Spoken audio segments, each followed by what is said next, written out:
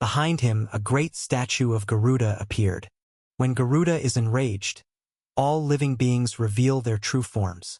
The towering Garuda rose up, lifting mountains with his strength, and brought down a colossal foot toward Suzumo. With a thunderous boom, the foot crashed down, but before it could settle, a slash of blade light split the heavens. The edge of Shadow Tyrant pierced straight through Garuda's foot and soared upward. Suzumo stepped through the air, the vast river of spirit force behind him surging like a tidal wave. The blade cleaved apart everything in its path, landing heavily upon Garuda's massive shoulder. Boom! Boom! Boom! The gigantic Garuda's body shattered completely, collapsing into pieces. Dust rose in clouds, and within that storm the figure of the Purgatory Heavenly King tried to flee into the distance.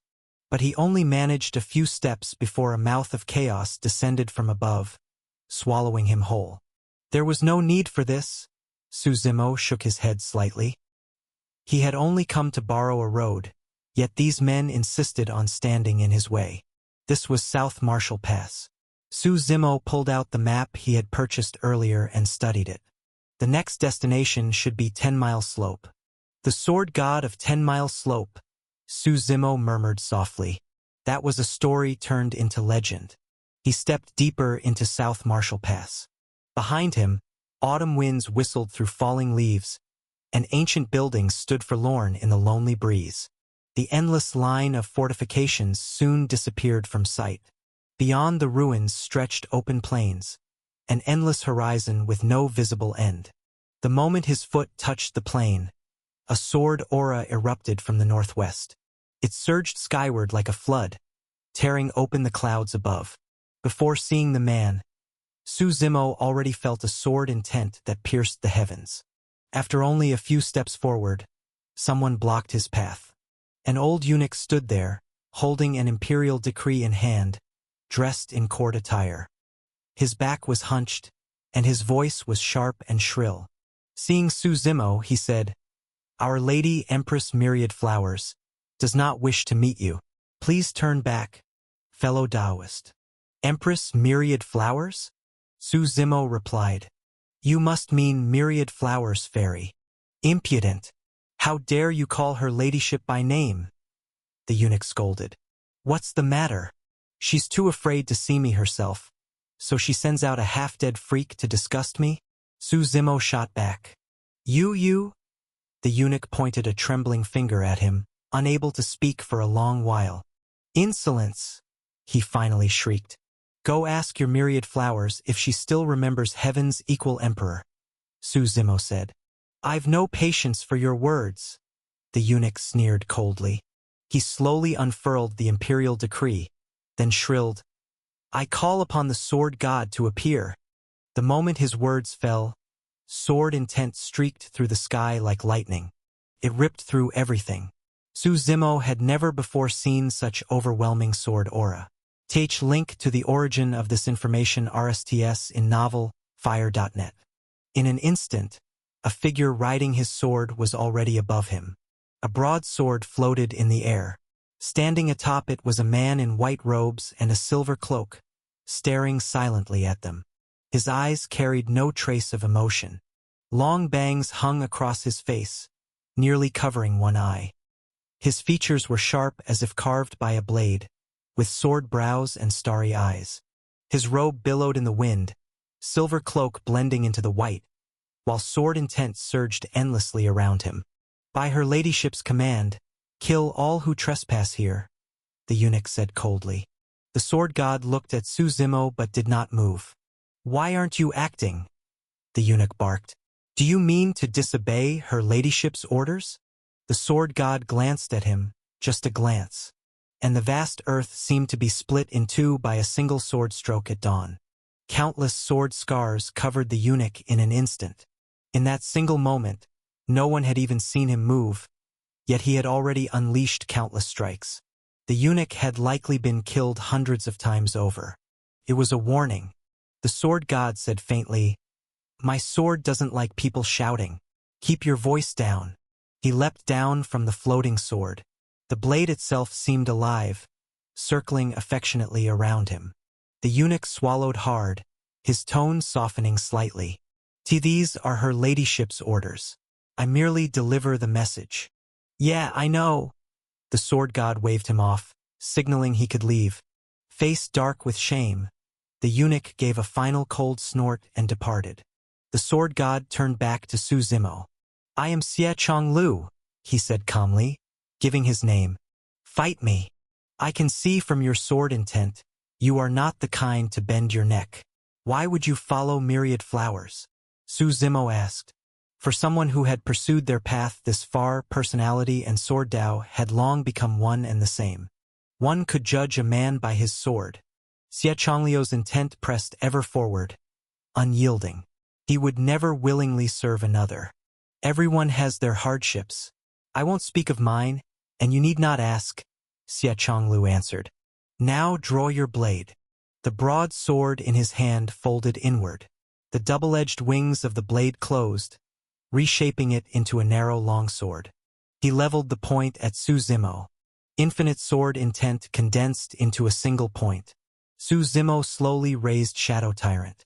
In that moment, blade and sword clashed invisibly, their wills colliding. Neither man moved, yet the clash rang like war drums and steel, shaking the heavens. Blade aura and sword aura shredded the void as if it were tofu, breaking it into fragments. All the world was filled with the clamor of sword and blade colliding. Behind Su Zimo, countless arcs of blade aura gathered into the form of great sabers. Behind Xie Chonglu, sword aura condensed the same way. As countless blades and swords shattered, the space between them exploded apart. Boom! Boom! Boom! The shockwave consumed everything nearby, but both men stood firm. Xie Chonglu slowly raised his sword again. And then he moved. To an outside observer, nothing would be visible, only a streak of sword light crossing the sky. The fleeting brilliance of a stallion's shadow. In the next instant, white robes swirled as the long sword exploded before Su Zimo's eyes. Su Zimo's gaze narrowed. His curved blade moved as well. The sword technique was fast, so fast it was nearly beyond measure.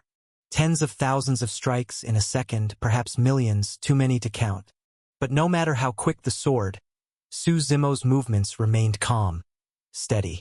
His blade was not fast, but every strike met its mark, deflecting each thrust perfectly. Both men fought within their own rhythm. The contest now was who could pull the other into his rhythm first. Blade shadows and sword shadows crisscrossed the void. The duel stretched on for over 10 minutes. Su Zimo never drew upon overwhelming power. He only responded with pure blade technique. In his lifetime, this was the finest swordsmanship he had ever seen. And if one stripped away cultivation and raw strength, leaving only sword and blade, the two of them were evenly matched. The domineering blade, peerless and absolute. The swift blade, as fleeting as a galloping horse. The deceptive blade, strange and unpredictable. One after another, Su Zimo displayed these blade techniques. The two clashed, blade and sword, fighting from one end of the plane to the other. You are impressive, Xie Chonglu finally spoke first. Su Zimo only smiled, his blade bursting with overwhelming might as it struck downward. This pure contest of sword and blade had run its course. It was time to end it. Where his gaze fell, the edge of the blade followed. The explosion of power forced Xie Chonglu back. He drove his sword into the ground, retreating more than 10 meters, carving a deep scar in the earth before he could steady himself. Rising, he stood straight and proud, eyes fixed ahead. He twirled his long sword, forming a dazzling flower of steel. Through the winds of time, let the song be free, he whispered. He fell backward, his sword circling over his head in a great arc. Terrifying sword intent erupted with it. He stepped forward, then again. Instantly, sword aura thousands of meters long tore into the heavens, his blade crashing down toward Su Zimo. Kill! Su Zimo did not evade. Raising Shadow Tyrant, he met the strike head-on, releasing his boundless blade intent. Dirge of the Sword. 19 forms of Dao Seeking. Samsara Reversal. Their shouts rang out at the same moment. Xie Changliu's sword seemed to weep with emotion, singing a sorrowful dirge that merged with the howling winds. Movement, sword, and storm became one. On Su Zimo's side, heaven and earth split into yin and yang. Black and white energy swirled over his blade. The cycle of samsara lay like a kingdom in his palm, only to be cut down in a single strike. Both were driven back several steps. Xie Changlu wiped blood from the corner of his mouth, then charged again with a cold snort. Waves pursue the eternal peak. He raised his sword. Behind him, sword aura surged into towering waves, vast as mountains, rising into the sky. He himself became as unshakable as the eternal peak amid the storm. Whales rage, fish dragons roar, he bellowed. Within the monstrous waves, the phantom of a creature appeared, part whale, part dragon, swimming through the storm. When Xie Changliu's sword fell, the fish dragon, the eternal peak, and the raging tides all converged into one. The power condensed into the sword, which then came crashing down. Boom! Boom! Boom! The blade split the current as it collided with Su Zimo's shadow tyrant. 19 forms of Dao-seeking, heaven burial. 2 overwhelming torrents clashed, shaking half the void itself. The shockwave forced them apart. Xie Changlu stepped into the air, standing upon the void, overlooking the plain below. When whales rise, myriad dragons sink. When waves fall, heaven and earth perish. As the words fell, he vanished completely. In all the heavens, only one sword remained. That sword soared arrogantly through the sky, sometimes a blade, sometimes a fish dragon surging.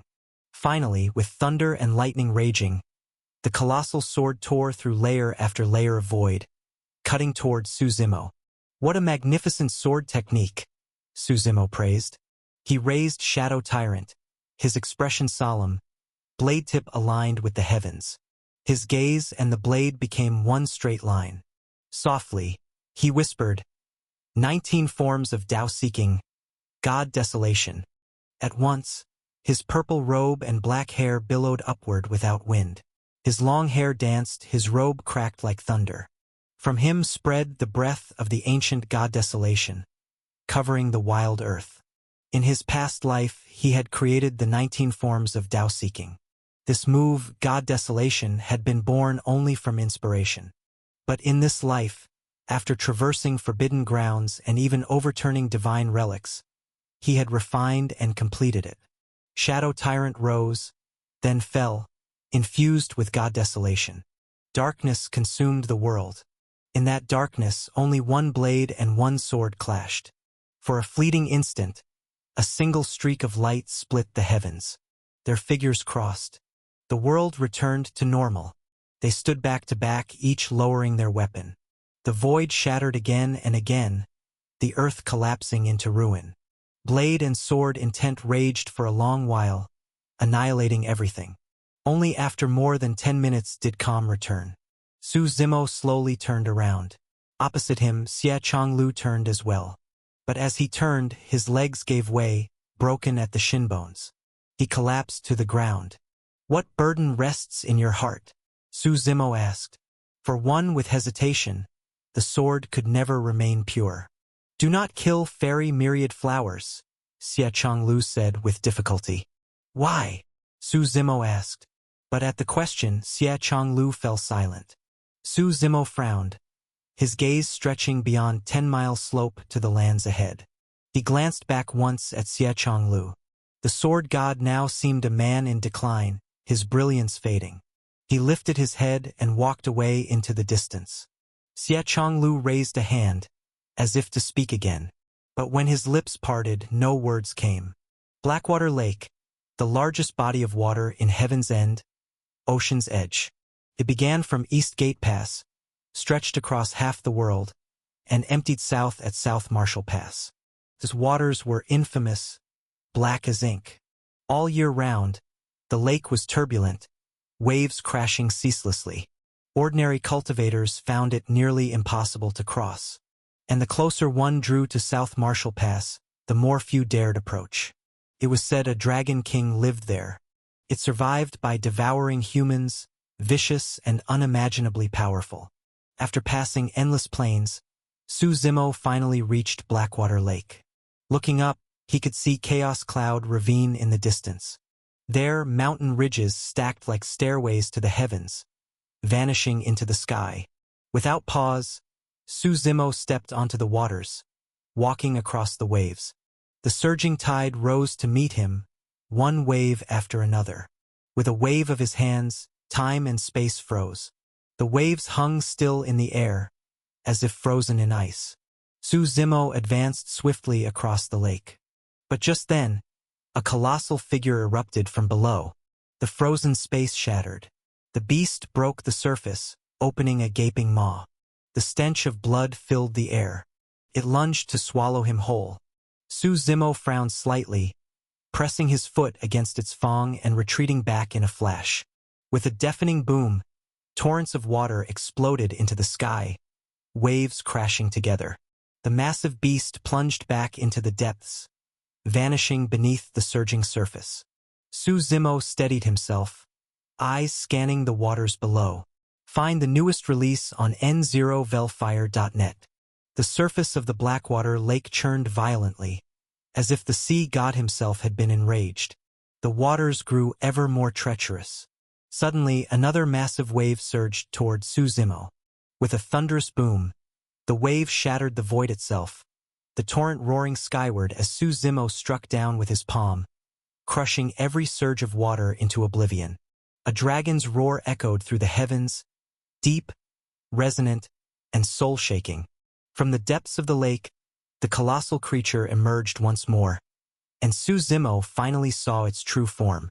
It was an enormous ancient bone dragon, crowned with 2 horns and immense in size.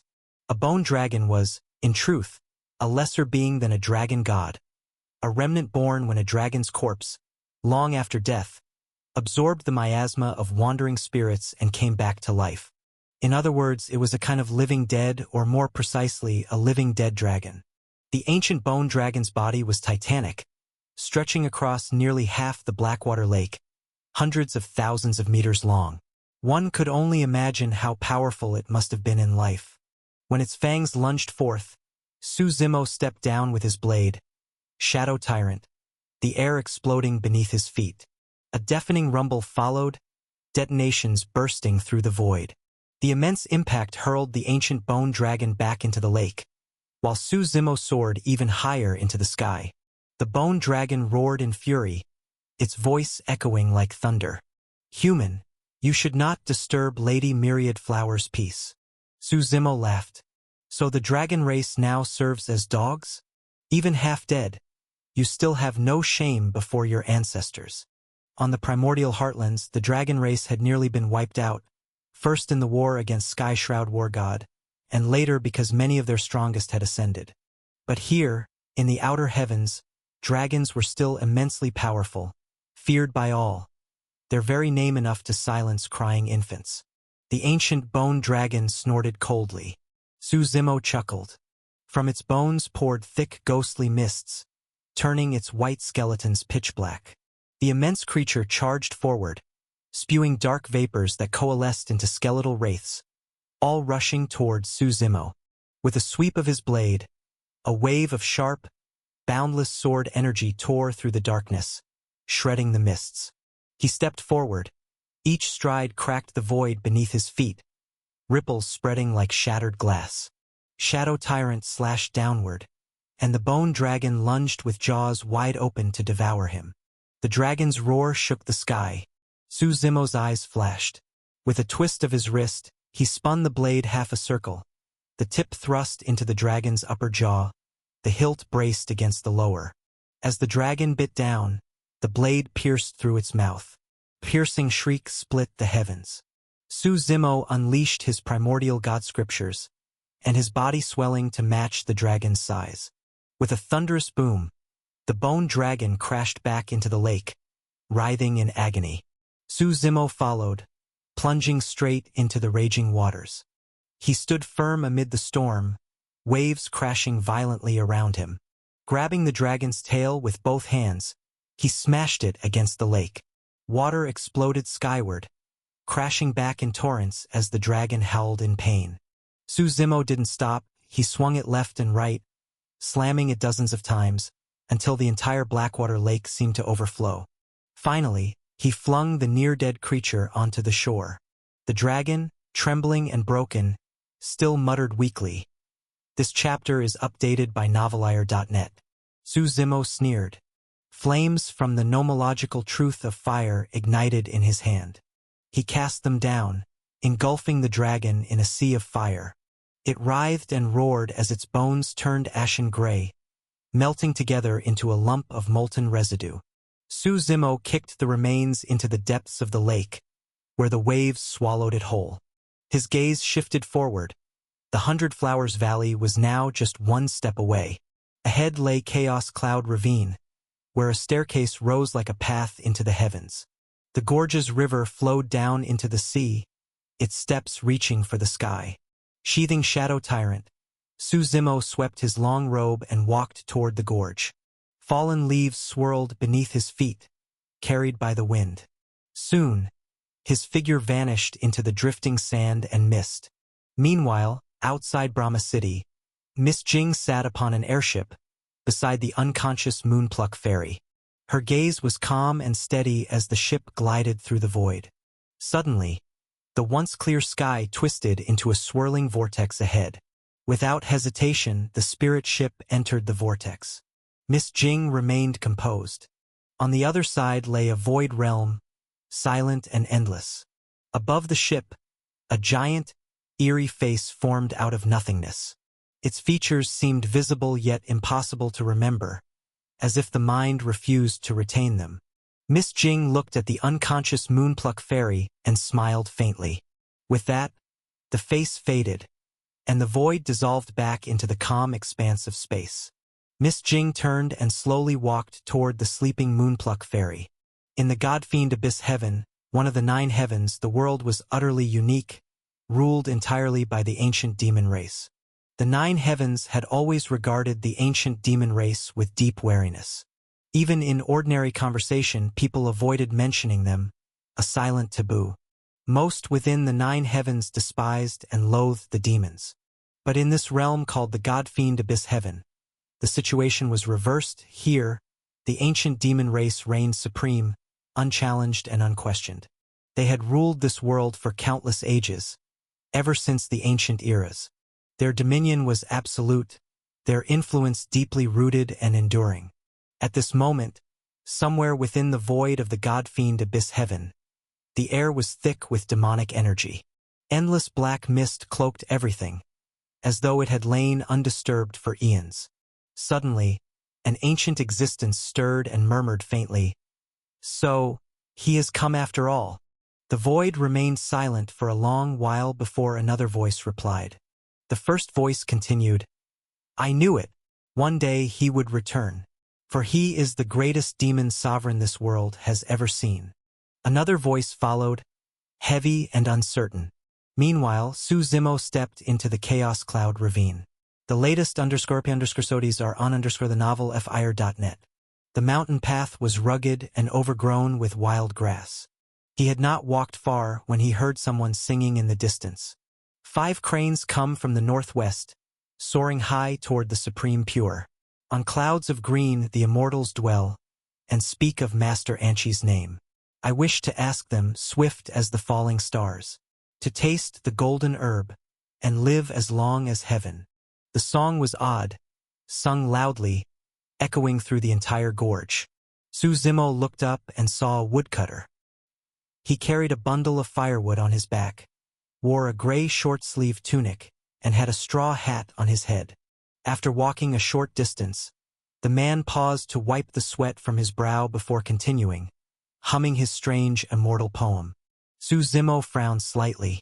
In his perception, this man was completely ordinary, not a trace of spirit force within him. How could a mere mortal appear in a place like this? The woodcutter stopped and looked around, spotting Suzimo approaching from the distance. The woodcutter nodded slightly. Suzimo gave him another brief glance, then stepped forward and rushed up the stairs. He moved swiftly. In just a few breaths, His figure vanished from the woodcutter's sight.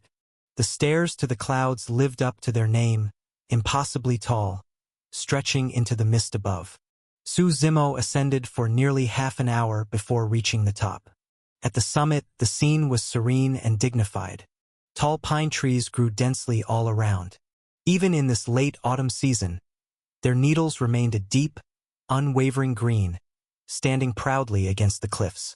Amid the pines stood an ancient Taoist temple, modest in size yet exuding solemnity. Its architecture was gray and austere, surrounded by circular stone walls.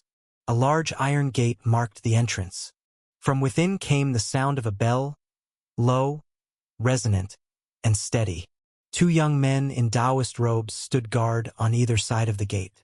Raising his gaze, Su Zimo saw 3 large characters inscribed above the entrance. On either side hung a vertical couplet. Su Zimo climbed the steps toward the entrance, but the 2 Taoists stepped forward to block him. But just then, from within the temple came a deep and majestic voice. "Since he is a fated one, let him enter."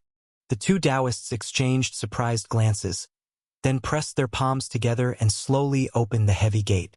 Though the temple looked vast, much of it was open courtyards and walkways. The actual halls were few. Beneath his feet stretched smooth white stone steps, and not far ahead ran a clear river, its surface like glass. The water flowed gently, with fish occasionally leaping through the current. A white jade bridge spanned the stream. As Su Zimo crossed it, the bell tolled again, faster this time, each note trembling through the air. Across the bridge stood the main hall, where faint figures could be seen inside. Flanked by rows of pine trees, the path led directly to the hall. As Su Zimo drew closer, he heard voices reciting. Someone was teaching at the front, while the disciples below recited in unison, solemn, reverent, and harmonious. When Su Zimo stepped off the jade bridge, the chanting abruptly stopped. Every disciple turned to look at him. Under their gazes, he walked calmly into the main hall. Inside, the scene was simple. Disciples stood in orderly rows on both sides. At the head sat an elderly Taoist, wearing a wide-sleeved robe and holding a dust whisk. The old man radiated immortal grace, his posture upright, his long beard white as frost. He furrowed his brow. He had no memory of such a thing. He gently waved his dust whisk. A calm yet profound Taoist aura spread through the hall. "Disciples, you may withdraw," the old Taoist said. All the disciples bowed and slowly filed out of the grand hall. When the hall finally emptied, the old Taoist rose and stepped down from the platform. Despite his frail frame, each step carried immense presence, an aura that commanded awe. Even in his old age, his body held unfathomable power. He studied Su Zimo carefully. He remembered Mirror Maiden once telling him that after the Middle Ages, the 9 heavens were divided into the old calendar and the new calendar periods. The old man's murky eyes stared off into the distance. He fell silent for a long time, lost in thought, before continuing. Su Zimo froze completely. In that instant, countless riddles tangled in his mind. From what he knew, the previous infernal lord had perished in the last epoch. When that epoch collapsed, a new universe, a new cycle of existence was born. Yet the demon race had not been fully annihilated. Some were sealed within the primordial demon caves. Others, like Paimon, fell into deep slumber. He handed Su Zimo a scroll filled densely with names. Su Zimo glanced at it briefly. Everything, the grand hall, the white jade floor, the entire Chaos Cloud ravine, looked utterly real. If this was illusion, it was so seamless that even he could not detect the difference. The one who created it must have been unimaginably powerful. As his voice faded, Su Zimo noticed the world dissolving around him.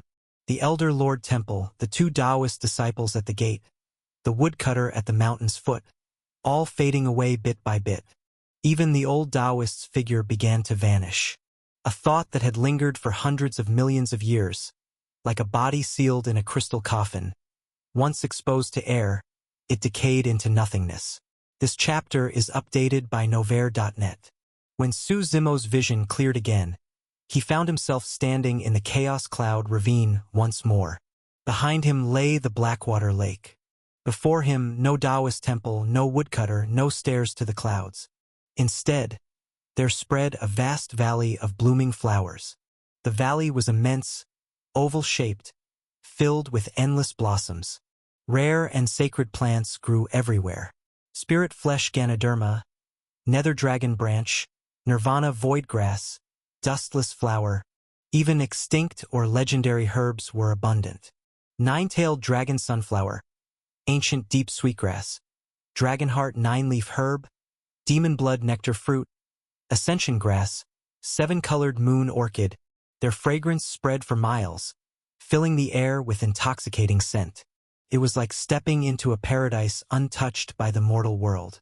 Su Zimo stared blankly at the sight before him. If not for the paper still in his hand, covered with countless names, he might have thought the earlier scene was a dream. He quietly tucked the paper away. The flowers of the valley were in full bloom, radiant and vivid. Su Zimo walked deeper into the valley, which stretched vast and wide. As he entered, he saw what lay within. A city of flowers. Blossoms grew everywhere, and houses rose from the earth, woven from vines and petals. Thorns and blooms entwined around every corner. People lived here, primitive-looking, dressed in simple garments and wearing flower crowns. As Su Zimo stepped in, a crowd surrounded him, singing strange, lilting songs he couldn't understand. They danced joyfully, showering him with petals. After a short while, the crowd parted. An elderly woman emerged, bowing respectfully before him. Her voice was old and gentle. Su Zimo frowned slightly. He didn't know what the myriad flowers fairy was trying to do. The old woman, her face full of wrinkles, continued smiling. "Please follow me, honored guest." The crowd surrounding them dispersed, and the old woman's frail figure trembled as she took one step after another forward. It seemed as though her aged body might collapse at any moment. Su Zimo followed behind her, observing the structures around them along the way. Everywhere he looked was filled with colors and blossoms. The flower valley resembled a city made of flowers.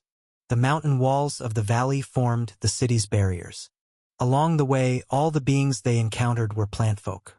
Some had already taken human form, while others still retained their plant-like traits. They sang and danced joyfully, a scene of prosperity and beauty. The old woman led Su Zimo to a field full of flower buds.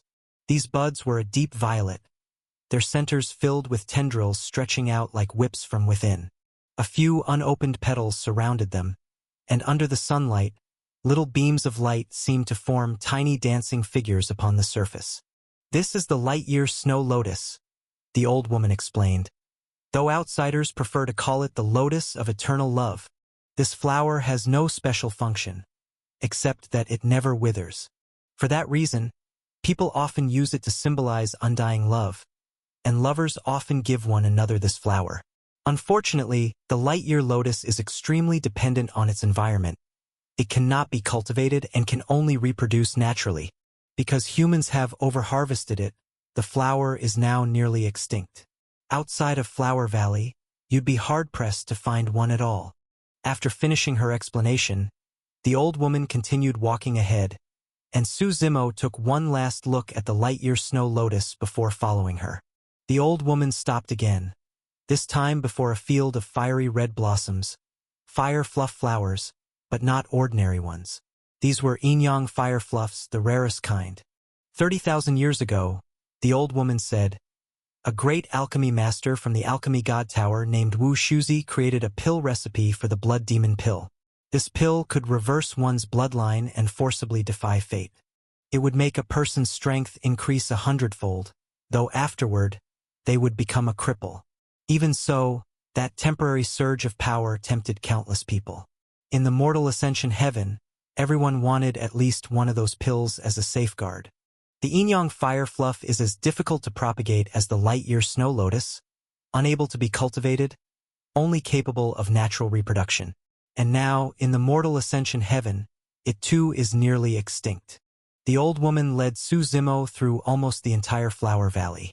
They passed through most of the area, and at each stop she would give a brief introduction: what kind of celestial herb it was, what effects it had, and how rare it had become. After traversing much of the valley, Suzimo encountered many celestial flowers: dry ink lotus, morning glory, aster, glazed chickweed, evening primrose, southern candle. Their names sounded similar to flowers known in the human world, yet each one was a sentient being. They were no different from humans, flesh and blood beings with souls of their own. When they finally stopped, they stood before a grand palace. The old woman turned to Suzimo and asked with a smile, "What do you see?"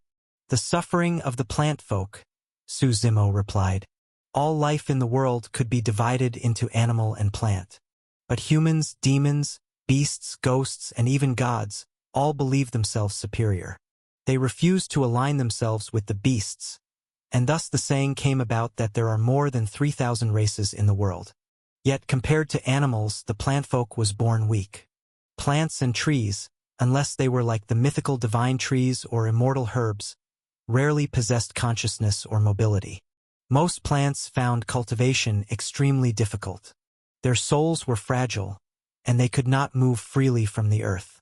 Only after endless ages of cultivation could a few gain enough vitality to change their fate. But during those long years, the dangers they faced were immense, just like the light-year lotus and the Inyang fire fluff. Their fates spoke for themselves. "Plants are living beings too," the old woman said softly. "Why must we be born into such weakness? In truth, fairy myriad flowers and you are alike. You seek to break the fate of the ancient demon race. She seeks to change the fate of the plant folk." "What are you trying to say?" Suzimo asked. "Cooperation, perhaps?" "That you must discuss with the lady herself," the old woman replied, pointing toward the palace before them. "I only wish to change your perspective. You need not be enemies." "You may have misunderstood my intentions," Suzimo said calmly. "I came to Flower Valley for the Shenyuan clan.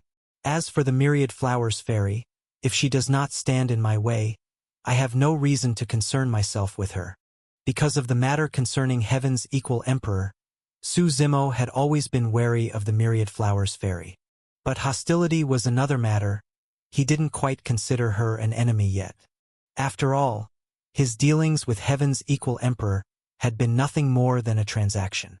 The more one understood the world, the fewer people one found worthy of trust. "You'll find your answers once you enter the palace," the old woman said. Suzimo took a deep breath and nodded slightly. He took a step forward and entered the palace. The palace itself was shaped like a blooming flower. Its petals descended at a 50-degree angle, radiating brilliant colors all around. A natural fragrance filled the air. NW novel chapters are published on Novelunderstanding.net. The flower's stem rose like a heavenly pillar, supporting the entire palace. White mist drifted from the petals, cascading down the steps that led upward. As Suzimo climbed the steps, he reached the palace entrance. Many flower spirits stood on either side, bowing to him in respect. Inside, the sight was breathtaking. Flowers of every color bloomed everywhere, dazzling to the eye. Each flower spirit was beautiful in its own way. Some poured down the walls like crystal waterfalls. Some formed towers and towers, sustaining their own small worlds. Others closed tightly like exquisite ice sculptures, then bloomed suddenly, their green leaves spreading into vast oceans that flowed gently through the hall. Amid this magnificent scenery stood a small tower. Inside sat a woman in a long red robe. The robe trailed across the floor for more than 10 meters. The woman in red sat gracefully within the tower, which stood atop mist-covered mountains so high that only their outlines could be seen. "Infernal Lord, please come forward," a cold and clear voice called out. From the sky, a vine descended, bridging the space between Suzimo and the tower. The vine pierced through the void, stretching across endless light, its length unseen and its root unknown. As it connected, countless multicolored flowers began to bloom upon it. Each flower spanned dozens of meters across, forming a radiant path of blossoms that led from where Suzimo stood to the tower where the Myriad Flowers Fairy awaited. A single vine linked the heavens, and 10,000 flowers bloomed along it. Su Zimo stepped forward, his foot landing upon the petals of the massive flowers beneath him. Red, green, violet, black, and white flowers opened in the air, forming a breathtaking painting of life. When he finally reached the tower, he could see clearly that the space surrounding it had the feeling of standing above all things. From the tower, when he gazed outward, his eyes pierced through layers of void. He saw Blackwater Lake, 10-Mile Slope, the South Marshall Pass, and even the greater half of Heaven's End, Ocean's Edge spread beneath him. Turning back, he looked upon the myriad flowers fairy. She appeared as a young maiden, her hair tied in soft braids, her cheeks flushed with youth. Her dress was adorned with countless blossoms, and her eyes were as clear as crystal. Her nose was high and straight, her lips red, her teeth white, her brows graceful. Before her stood a painting frame. She held a brush dipped in freshly ground ink, concentrating on her work. "What is it you want from me?" Su Zimo asked. The myriad flowers fairy set down her brush, gently removed the sheet from the frame, and handed it to him. "A gift," she said softly. Su Zimo frowned as he examined it. The image depicted what seemed to be a great war. The heavens were raging, the skies split with thunder and lightning, the firmament torn open by a massive rift. A rift that could never be healed. High above, an eye appeared, mysterious, vast, like the eye of the heavenly Tao itself. It radiated majesty and authority, untouchable and terrifying, as though even looking at it was an act of defiance. It seemed to dominate all things, its single gaze perceiving all yin and yang, all sorrow and joy, all races and beings throughout the world. And from beyond the distant stars, an enormous cosmic hand reached forth. That hand of stars grasped the heavenly eye. Below, a sea of blood and endless suffering stretched into the distance, filled with countless struggling figures. The paper was only so large, and what Su Zimo could see ended there. Yet the image felt strangely familiar. He closed his eyes, thought deeply, then exhaled slowly. He remembered the palace once belonging to the being known as the Empress, where he had encountered remnants of Marshall Heaven Emperor and 9 Nights Immortal Monarch. Inside that palace, there had also been a mural, one that depicted a great heavenly war. The two images were almost identical in meaning, differing only in the figures portrayed. "What do you see?" the myriad flowers fairy asked, standing up. "A great war," Su Zimo replied. "To be precise," she said with a faint smile.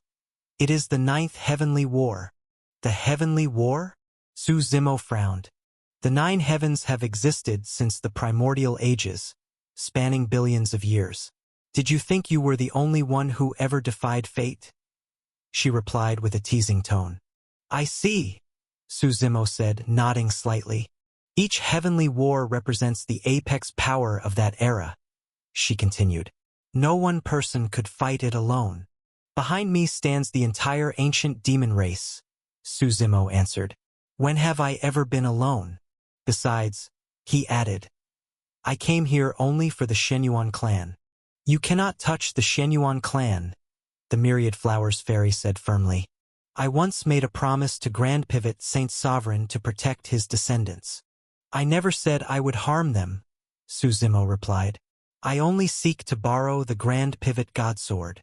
The Grand Pivot Godsword ranks 3rd among the Grand Thousand Treasures," she said. "Do you think they would lend it so easily? If they lend it willingly, all the better. If not, well, I can't be blamed for what follows," Su Zimo said calmly. "How many matters in this world are not settled by strength? So, the Infernal Lord wishes to stand against me?" the myriad flowers fairy asked with a smile. "It's you who stands against me," Su Zimo replied.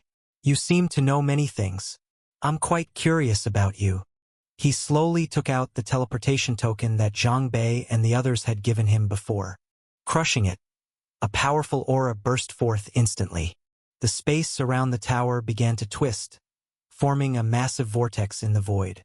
It spun faster and faster, reflecting across the heavens, until waves of teleportation energy overflowed.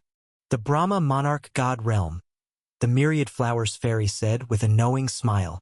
It seems those people couldn't wait any longer. As her words fell, several massive hands tore open the heavens, ripping through the vortex as figures emerged. Buddha and demon energy erupted, shaking the void itself.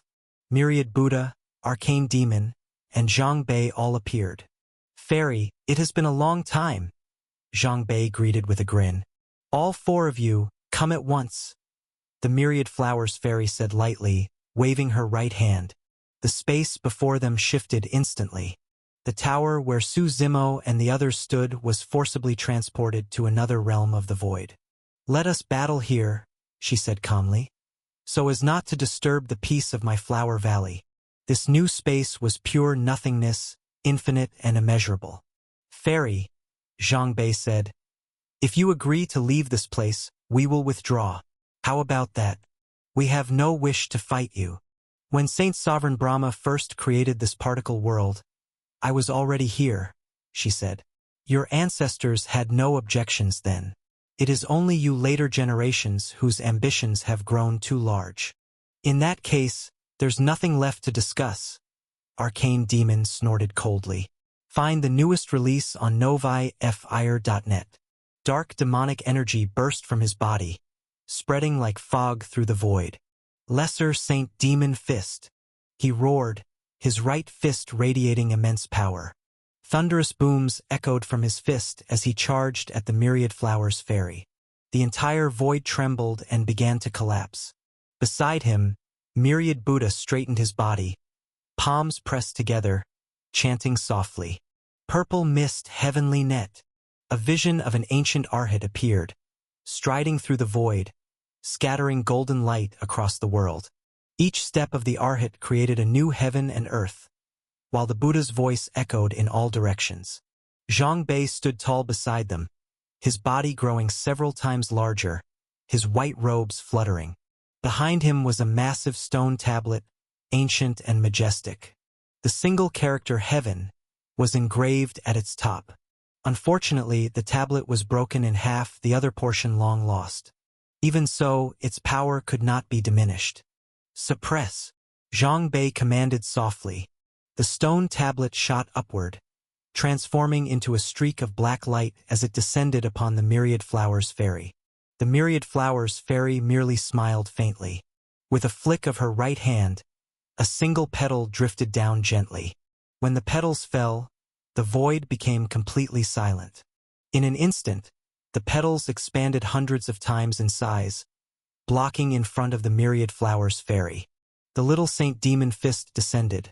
The arhat struck with his palm, and half of the heavenly steel passed through endless void, suppressing everything. But all of it was blocked by the petals before them. In the depths of the void, ripples continuously rolled. Boom, boom, boom. The black petals remained intact, while the strength of the three attackers increased again. Fellow Taoist, go on, Zhang Bei shouted to Su Zimo. Su Zimo's eyes narrowed slightly. The Myriad Flowers fairy's strength puzzled him. By all reasoning, since she knew so many secrets, she was very likely a powerful being from the ancient past. Su Zimo was already prepared to summon Paimon and the others. If the opponent was a Saint Sovereign, he was no match for her yet. But from the looks of things, the Myriad Flowers fairy did not seem as strong as he had imagined. For original chapters, go to novelfire.net. Shadow Tyrant was unsheathed. The metallic ring of the blade echoed through the void. Heaven-slaying blade intent condensed into a sky-piercing scar, slashing toward the Myriad Flowers fairy. Several streams of power exploded together in the void. With a loud boom, the endless void completely collapsed. The 5 figures scattered, each standing midair. Arcane Demon roared again. Demonic clouds boiled around him, and boundless demonic mist spread outward. Saint Sovereign Demon Fist, he roared. At his fist, the head of a demon appeared. It seemed his arm was no longer an arm but part of a supreme demon's body. In those days, Saint Sovereign Brahma comprehended both the Buddha and demon paths. Let's see how much you juniors have learned, the Myriad Flowers fairy said faintly. Kill! Arcane demon shouted, stepping through the air, demonic energy surging behind him and engulfing everything. Myriad Buddha clasped his hands together, eyes half closed, his brows straight and gray-white, half a meter long. In the blink of an eye, dozens of his shadows appeared in the void. Dozens of myriad Buddha monks stood in all directions of the void, chanting softly, murmuring Buddhist words. Om, Ma, Nai, Padme, Hum. These were the 6 Buddha runes, destroyers of all evil, each representing one of the 6 realms of samsara. As the monks chanted together, Buddha's light shone over all creation, flooding the void in golden radiance. The saint's sovereign demon fist and the 6 Buddha runes attacked from left and right, sandwiching the Myriad Flowers Fairy between them. The Myriad Flowers Fairy waved her hands, countless petals swirling between her palms. Her palms collided with the combined forces of Buddha and demon, sending out continuous thunderous blasts. Zhang Bei stepped through the air, holding mountains in both hands and bearing the heavenly steel on his back. The fragmented heavenly steel merged with the mountains. Zhang Bei stepped upward, 1 foot on the steel, pressing down toward the Myriad Flowers Fairy with unstoppable might. Another massive explosion rang out. The endless void shattered, but fortunately this was deep within the void. Nothing but void existed here. The void could repair itself. Otherwise, if this were in the outside world, the Flower Valley would have been completely destroyed. As the heavenly steel pressed down, a sea of flowers appeared above the Myriad Flowers Fairy's head. The sea of flowers drifted over, burying both the steel and Zhang Bei within it. Zimo, help me! Zhang Bei shouted in fear. Su Zimo's eyes narrowed, and the nomological truth of fire surged through his right hand. The fire burned the 8 desolations, scorched the heavens, and engulfed the sea of flowers. But within that floral sea, a single petal floated forth and suddenly transformed into a massive ice flower. The flower stood 100 meters tall, somewhat like a man-eating plant, though its entire body was encased in ice. When it opened its maw, it devoured as much of Su Zimo's flame power as he unleashed. Su Zimo snorted coldly.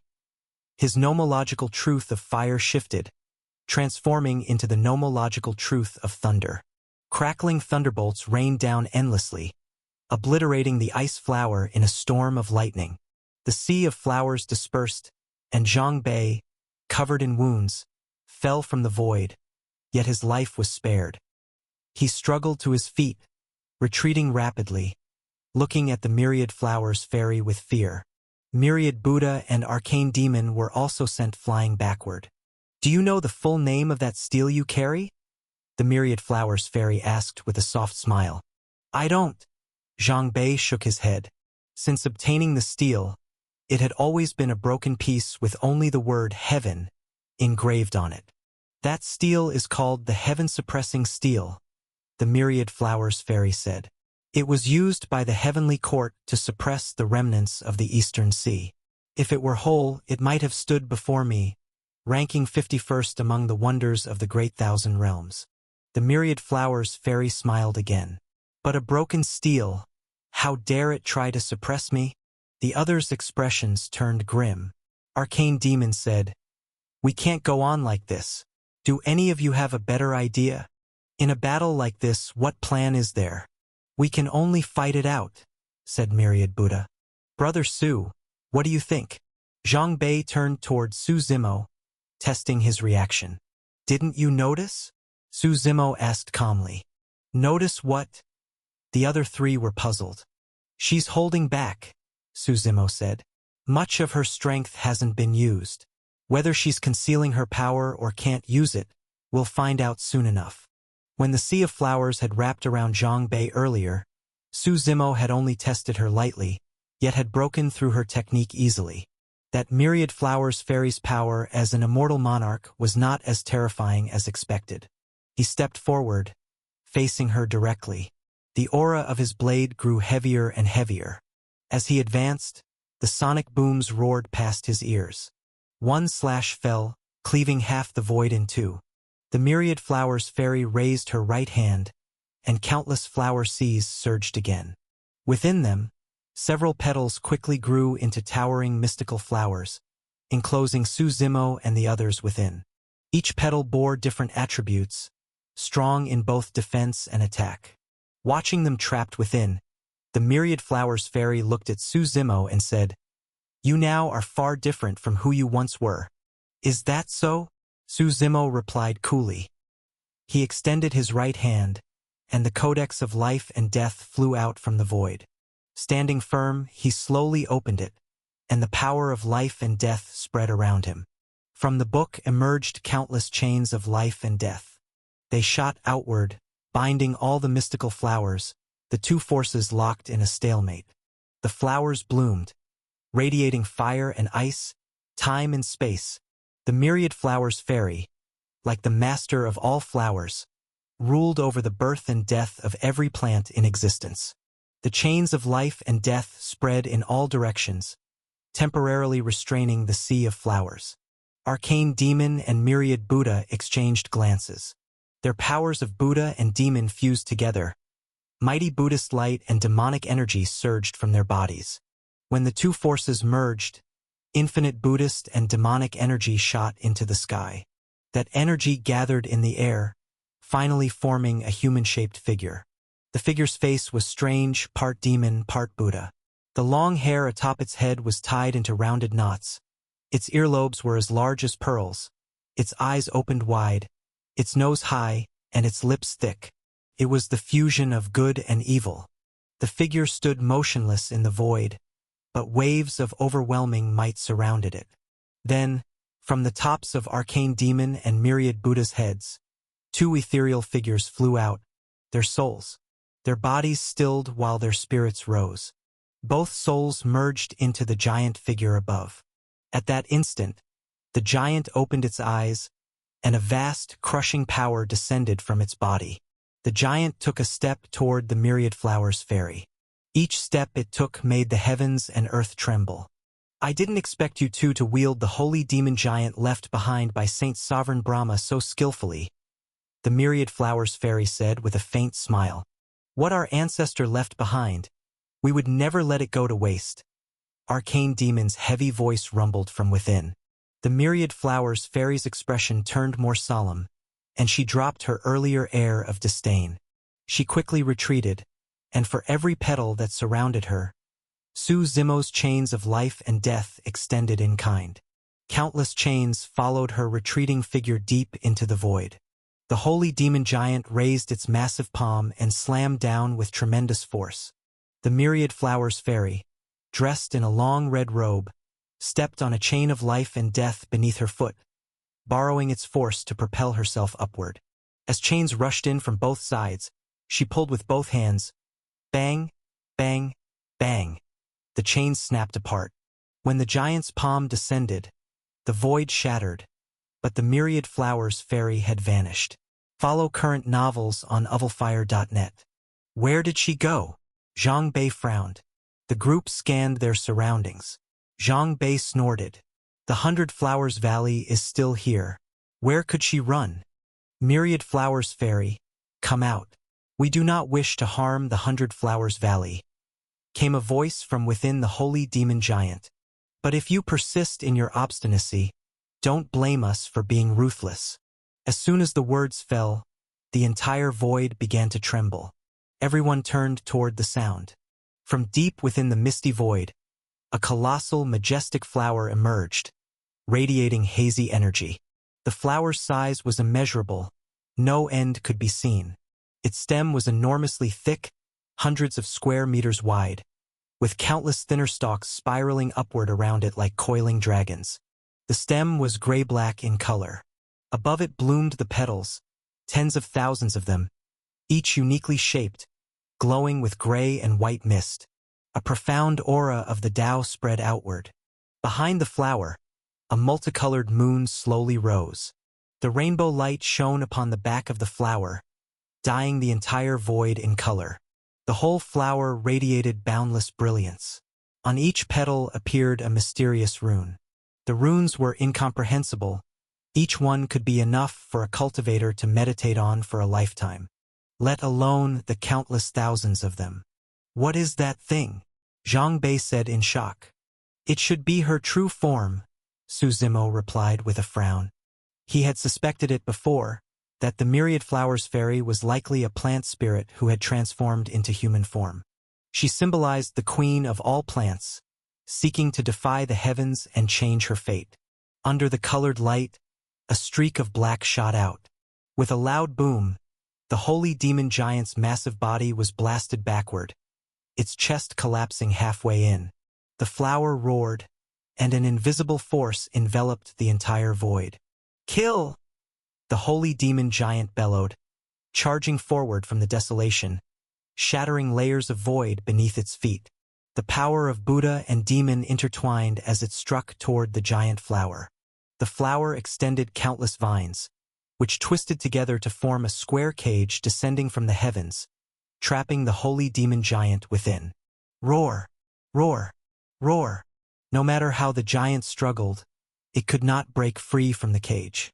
The flower then turned its gaze toward Su Zimo and Zhang Bei. Zhang Bei's hair stood on end, feeling as though a terrifying existence had locked onto him. Above the flower, a bud resembling a carnivorous plant opened wide, bearing its gaping maw toward them. Zhang Bei quickly retreated. Brother Su, I can hold it off for 1 minute. Do you have a plan? Su Zimo smiled. 1 minute is enough. Good, Zhang Bei roared. The half-broken steel behind him appeared once again. At that moment, an earth-shaking power erupted from his body. Ancient art, restoring steel. Ripples of Tao runes flowed from his hands. These patterns were like carving blades, channeling the energy of heaven and earth, circling around the broken steel. Before their eyes, the half-steel began to restore itself, piece by piece, reforming into the complete heaven-suppressing steel. The ancient art of restoration, interesting, Su Zimo said with amusement. As the complete steel descended, Zhang Bei coughed up blood, unable to withstand its might. Bloody cracks split open across his skin. His blood vessels bulged, his blood flowed backward. It seemed he could explode and die at any moment. When the full heaven-suppressing steel fell, the void turned empty and silent. A mysterious light shone down, freezing the flower in place. Brother Su now, Zhang Bei shouted. One of the 10 primordial god scriptures, Infinite Samsara God Eye. Su Zimo murmured softly. The third eye on his forehead opened. When it opened, it was day. When it closed, it was night. The Infinite Samsara God Eye represented the eye of heaven, majestic and inviolable. A beam of light shot forth, stretching through the heavens. Though the light seemed harmless, everything it touched was drawn into the cycle of reincarnation. Everything returned to its origin, tracing back to the beginning. Under the Infinite Samsara God Eye, the space-time surrounding the flower began to reverse and cycle. The giant flower gradually transformed into a human form again, her aura forcibly suppressed. Su Zimo formed hand seals, and another of the 10 god scriptures, the Aryan swastika god seal, shot forth. It illuminated the heavens and stamped upon the myriad flowers fairy's abdomen. At that moment, the freed holy demon giant surged upward and struck with both fists. With a deafening boom, the void completely exploded. For millions of miles around, everything was flattened and destroyed. The myriad flowers fairy's bloody corpse fell from the void. The corpse floated downward, its descent as slow and gentle as a falling petal. Around it, countless other petals drifted through the air, covering the body and circling around it. As everyone watched, a figure suddenly soared from the side and caught the myriad flowers fairy's body in his arms. Who's there? Zhang Bei shouted. Su Zimo looked up. It was the sword god, Xia Chonglu. Xia Chonglu glanced at the 4 of them, then lowered his eyes to the body in his arms. His gaze held an emotion too complex to name. What's your relationship with the myriad flowers fairy? Asked Arcane Demon, as the holy demon giant dispersed and both his and myriad Buddha's souls returned to their bodies. She's not the myriad flowers fairy, Xia Chonglu said calmly. He lifted the myriad flowers fairy's body and began walking away step by step. Leave the Myriad Flowers Fairy's corpse, Zhang Bei said coldly, blocking his path. I told you, she's not the Myriad Flowers Fairy, Xie Chonglu replied. Then who is she? Su Zimo asked. A friend of mine, Xie Chonglu said softly, caressing the face of the corpse. A pitiful soul whose body was taken over. When he said this, Su Zimo and the others exchanged glances. Each of them seemed to realize something at once. Not good. They no longer had time to deal with Xie Chonglu. Their figures cut through space and sped toward Hundred Flowers Valley. In just a few breaths, they arrived above it. At first glance, Hundred Flowers Valley looked as calm and peaceful as before. No sign of change, no hint of danger. What's going on? Zhang Bei frowned. Did we guess wrong? Just as he spoke, all of them suddenly felt something and lifted their eyes to the heavens. The once clear sky darkened instantly. Black clouds rolled in, covering everything in a gray gloom. The sun and blue sky vanished from sight. Only fierce winds howled, carrying a chill sense of decay through the air. From deep within the clouds, a radiant light broke through. As the light grew stronger, the distant roar of an ancient beast echoed across the sky. Two golden luans pulled a golden chariot, flying majestically from the depths of the heavens. The moment the chariot appeared, everyone felt a crushing pressure descend upon them, an instinctive fear that rose from the depths of their souls. The chariot's curtain was lifted by a slender, pale hand. From within stepped a woman, or at least her figure suggested she was one.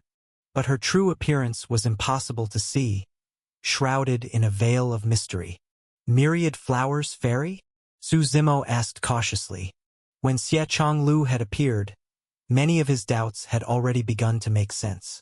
The Myriad Flowers Fairy they fought had seemed too weak, because her true self had never been in the mortal realm at all. That body had merely been a puppet, carrying a fragment of her will. And Xie Chonglu, the sword god, had obeyed her only to protect the host body she had possessed. What troubled Su Zimo most was her cultivation level. Zhang Bei and the others had said she should be an immortal monarch. But once Su Zimo saw Hundred Flowers Valley, he realized she bore a burden like his own, seeking to lead her race of plant folk in defying fate itself. If she were only an immortal monarch, that would be impossible. The mortal ascension heaven was the weakest of the 9 heavens. Everyone longed to escape it. None would choose to stay. Infernal Lord, said the woman in the mist, her voice soft but carrying divine authority. For your sake, I will not kill them today. Above, the golden luans roared, golden light flooding the sky. But for daring to harm my avatar, though the death penalty is spared, punishment is due. Her words fell and several beams of light shot down. They moved too fast to dodge, piercing directly into the bodies of Arcane Demon, Myriad Buddha, and Zhang Bei. The next instant, the 3 screamed in agony. Though it didn't kill them, the pain was unbearable, so intense that even onlookers would tremble to see it. For such powerful beings to suffer like that said everything about her strength. Su Zimo stepped forward into the air, facing the golden chariot from afar. What do you want? He asked calmly. Infernal Lord, you are not yet qualified to speak with me, said the Myriad Flowers Fairy's true form, her voice faint and distant. When the time comes and you have grown, we will meet again. As for the matter of Heaven's equal emperor, I will not hold it against you for now. But there is something you must understand. What is it? Su Zimo frowned. Though the past has been forgotten, all things that once were still exist. What has been lost will one day return. The Myriad Flowers Fairy said coldly, You once orchestrated the heavenly war yourself. It is time you came to understand that farce or that battle. My words end here. There is no more I can tell you. She waved her hand. The ground below began to quake violently. At the center of Hundred Flowers Valley, cracks spread across the earth, forming great fissures like coiling serpents or soaring dragons. Rumbling filled the air. Then the Myriad Flowers Fairy raised her right hand. With a thunderous boom, everything exploded. Hundred Flowers Valley was ripped from the ground, uprooted completely, and began to rise into the sky. SNOV1Fire.net. The entire valley, along with all the life within it, turned into a floating island that soared toward the golden chariot. You can take 100 Flowers Valley, I don't care, Suzumo said. But you must leave the Shenyuan clan behind. You are not in a position to negotiate with me, the Myriad Flowers Fairy said coolly. Ignoring him, she continued to lift 100 Flowers Valley through the heavens toward her. Suzumo didn't know in which of the 9 heavens her true body resided. But whichever one it was, it lay countless miles beyond the mortal ascension heaven. To pull something from the mortal ascension heaven through space and time into another realm, that was power only a saint sovereign could wield. Even a grand emperor at the 5th stage could not do such a thing. I said, the grand pivot Godsword stays, Suzumo declared. He stepped forward through the air, demonic energy surging behind him like a storm. With one hand, he grabbed hold of the rising 100 Flowers Valley. The veiled figure in the mist let out a cold snort. That single sound cracked like thunder through the heavens. Suzumo's body shuddered violently. He was struck as if by a divine blow and sent flying backward. Archons! Stop her! Now! Suzumo roared. From the god world, 2 near-infinite waves of Saint's sovereign realm power erupted skyward. 2 enormous hands filled with infernal energy reached out from the void, grasping toward the Myriad Flowers Fairy. In an instant, the heavens froze, silence and stillness consumed everything. Time and space themselves were sealed. As the infernal aura spread, the golden light above was crushed. The roaring golden luans collapsed to the ground, trembling motionless. I don't give a damn if you're the Myriad Flowers Fairy or a Saint Sovereign, Suzumo's voice thundered. If you block my path, I will kill you. When the 2 infernal hands in the sky suppressed everything, Suzumo drew his blade and stepped forward into the air. The sharp aura of his sword will surged forth, exploding with overwhelming power. Above him, thunder roared and flames burned across the heavens. Countless nomological truths blended together, condensing above Suzumo's head. As he brought down his blade, his figure seemed to freeze in midair. Thunder rolled endlessly, infernal energy filled the heavens, as if all the darkness of the world had gathered into one. The strike fell with unstoppable force, destroying all before it. I truly underestimated you, said the Myriad Flowers Fairy coldly. I don't know who you've called upon, but they might as well show themselves. If your true body is not here, you have no right to meet them, Suzumo said. Old hag, do you really think you can act with impunity across the 9 heavens? His blade fell, cleaving half of 100 Flowers Valley's floating island cleanly in 2. A thunderous sound like the fury of heaven itself shook the world. The island of 100 Flowers Valley was forcefully dragged back down. Leave the grand pivot Godsword, Suzumo said calmly, or no one leaves today. The Myriad Flowers Fairy's gaze turned cold. It seemed to pierce through layers of space, trying to locate the source of the 2 massive infernal hands. But within Suzumo's domain, none could see through what he guarded. Finding nothing, the Myriad Flowers Fairy waved her right hand. The sky changed again. Dark clouds gathered. Before any sword appeared, the will of a sovereign blade descended from above. The so-called Grand Pivot Godsword, one strike to cut through 10,000 worlds, all the mysteries of heaven and earth contained within, carried limitless power. There were countless legends about the Grand Pivot Godsword. Some said that when Grand Emperor Xian Yuan comprehended his Tao source and ascended to Grand Emperor realm, this sword fell from the heavens, singing in sorrow for 3 years, while rainbow light lingered in the sky for days. All who saw it could not help but bow in reverence. It was an ancient divine sword. Others claimed the sword was personally forged by Grand Emperor Xian Yuan himself, representing boundless fortune and destiny, a sword of fate and luck. When the emperor left, he entrusted this sword to the Shenyuan clan, hoping they would inherit his fortune through the ages. But these were only tales. No version had ever been proven. A golden light descended, dazzling and searing to the soul, accompanied by sword intent that pierced the heavens. It tore through the thick clouds above, crossing endless time and space, as if flying from billions of miles away through the river of ages. The sword intent alone was enough to shake the heart. Su Zimo looked up. As the grand pivot godsword fell, its form became clear amid the blinding gold. The blade was entirely golden, its tip triangular and razor-sharp. Down its length ran a straight line, as though carved deliberately, but it was in fact the sword's energy channel. It absorbed power, and its color shifted with each type of energy it consumed. When that line was completely filled, the grand pivot godsword's full strength would be unleashed. Around the golden outer blade ran an inner layer of faint gray, like burnished metal. Within that gray layer were countless small, tadpole-like markings, dense and ancient. Above that was the sword guard. From both sides of the guard extended two small axe-like blades, each inlaid with a dragon motif.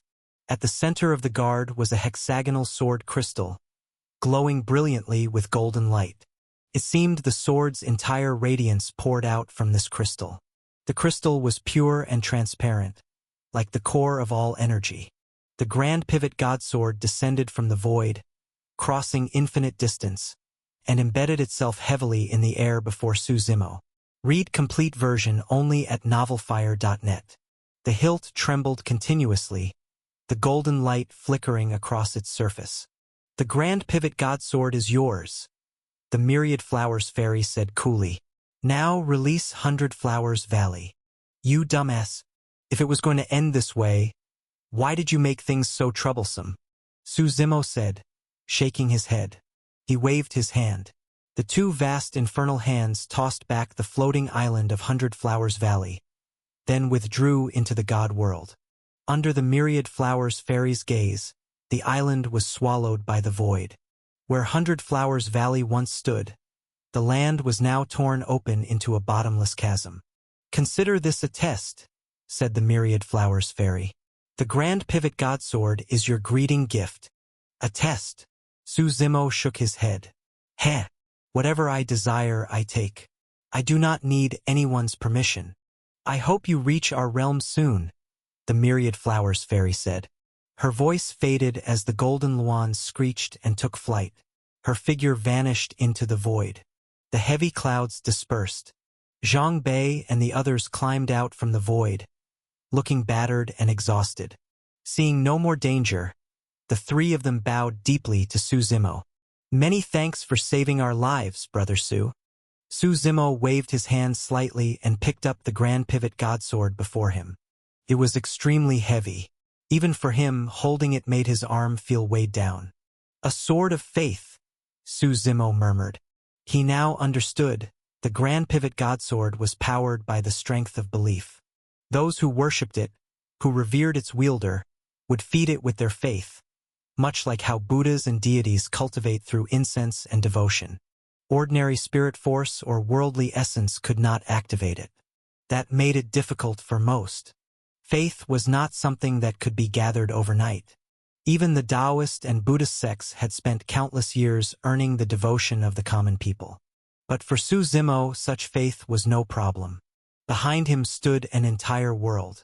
Though he did not rule the god world directly, gathering power from believers would not be hard.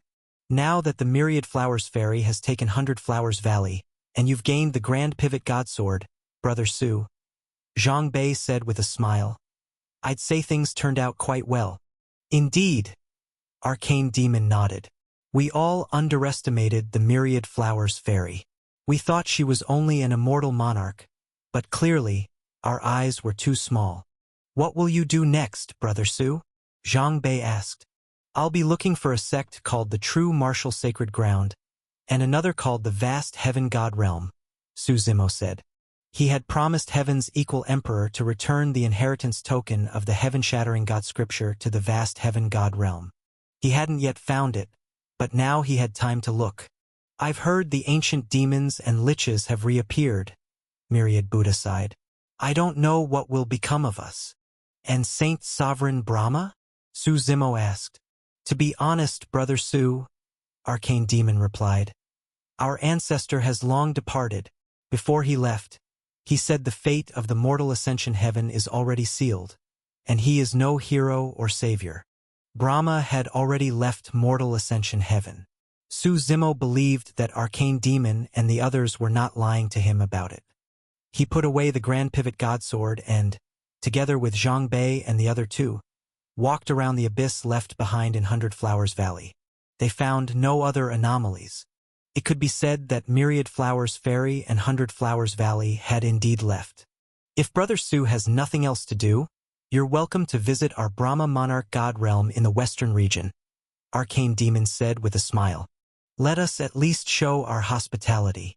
No need. I still have some personal matters, Su Zimo replied. If you want to repay me, help me look for the vast heaven god realm and the true martial sacred ground.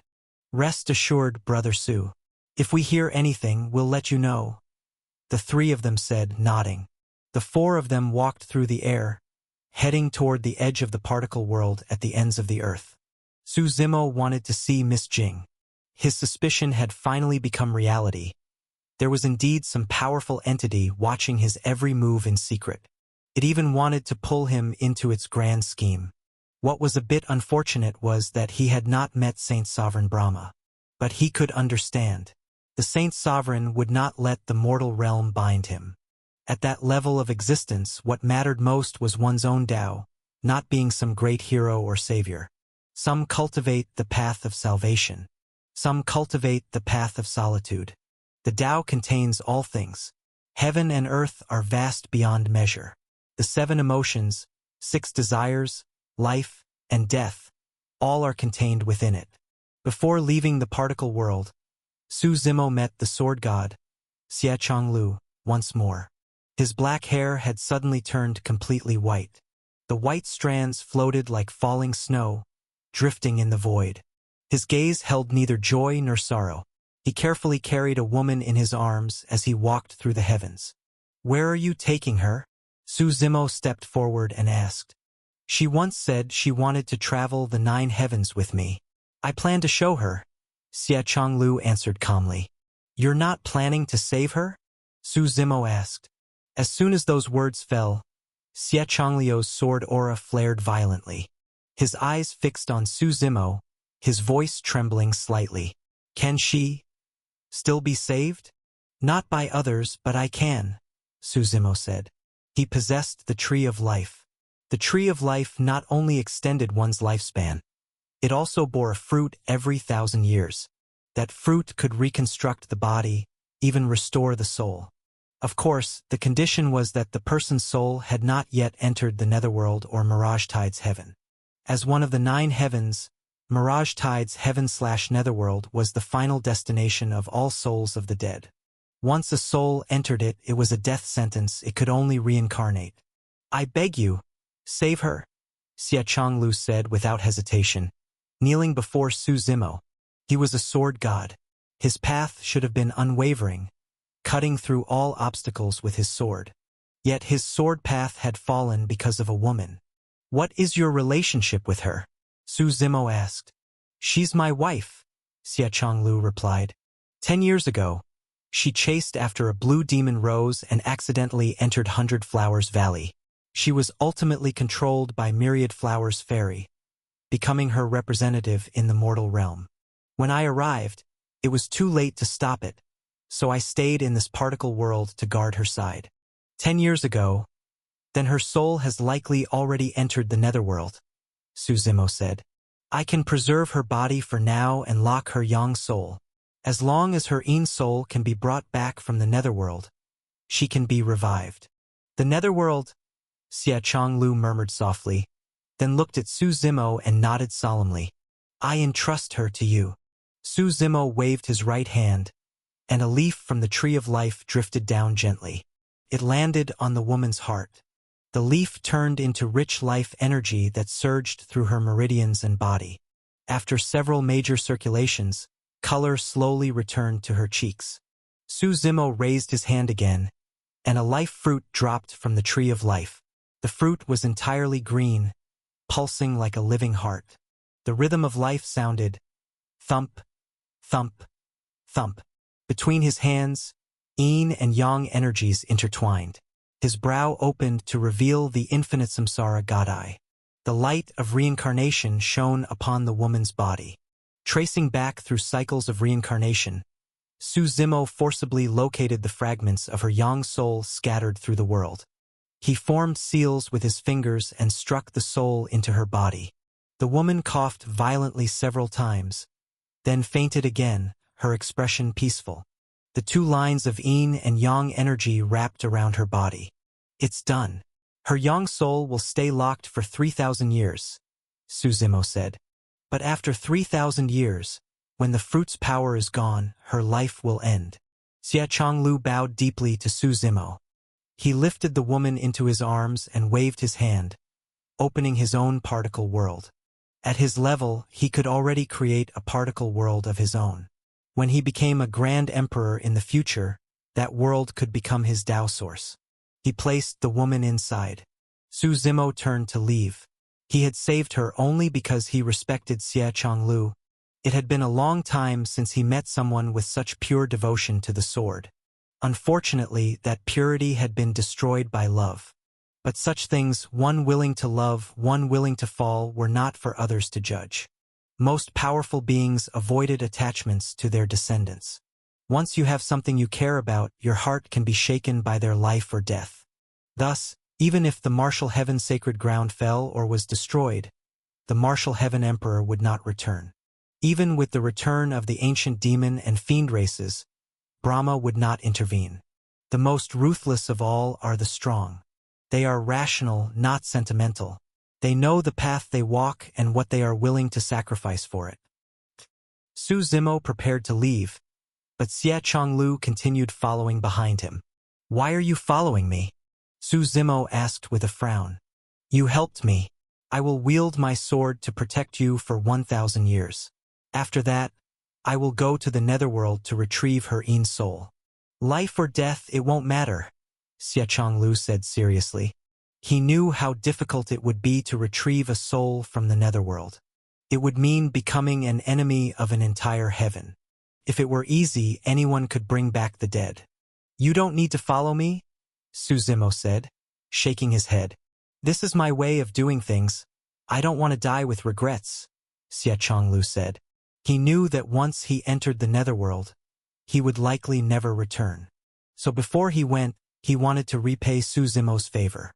Even if Su Zimo didn't care, he would still repay it. That was his principle. Su Zimo said nothing more, walking toward the outer edge of the particle world at the ends of the earth. That particle world had several teleportation formations. One could return to Brahma City or travel elsewhere. However, Su Zimo still chose to return to Brahma City. Through the teleportation array at South Marshall Pass, Xia Chonglu followed close behind, and the two of them reappeared in Brahma City. After a long drift through distorted space, their figures finally stabilized and appeared once more inside the Saint Sovereign Tower.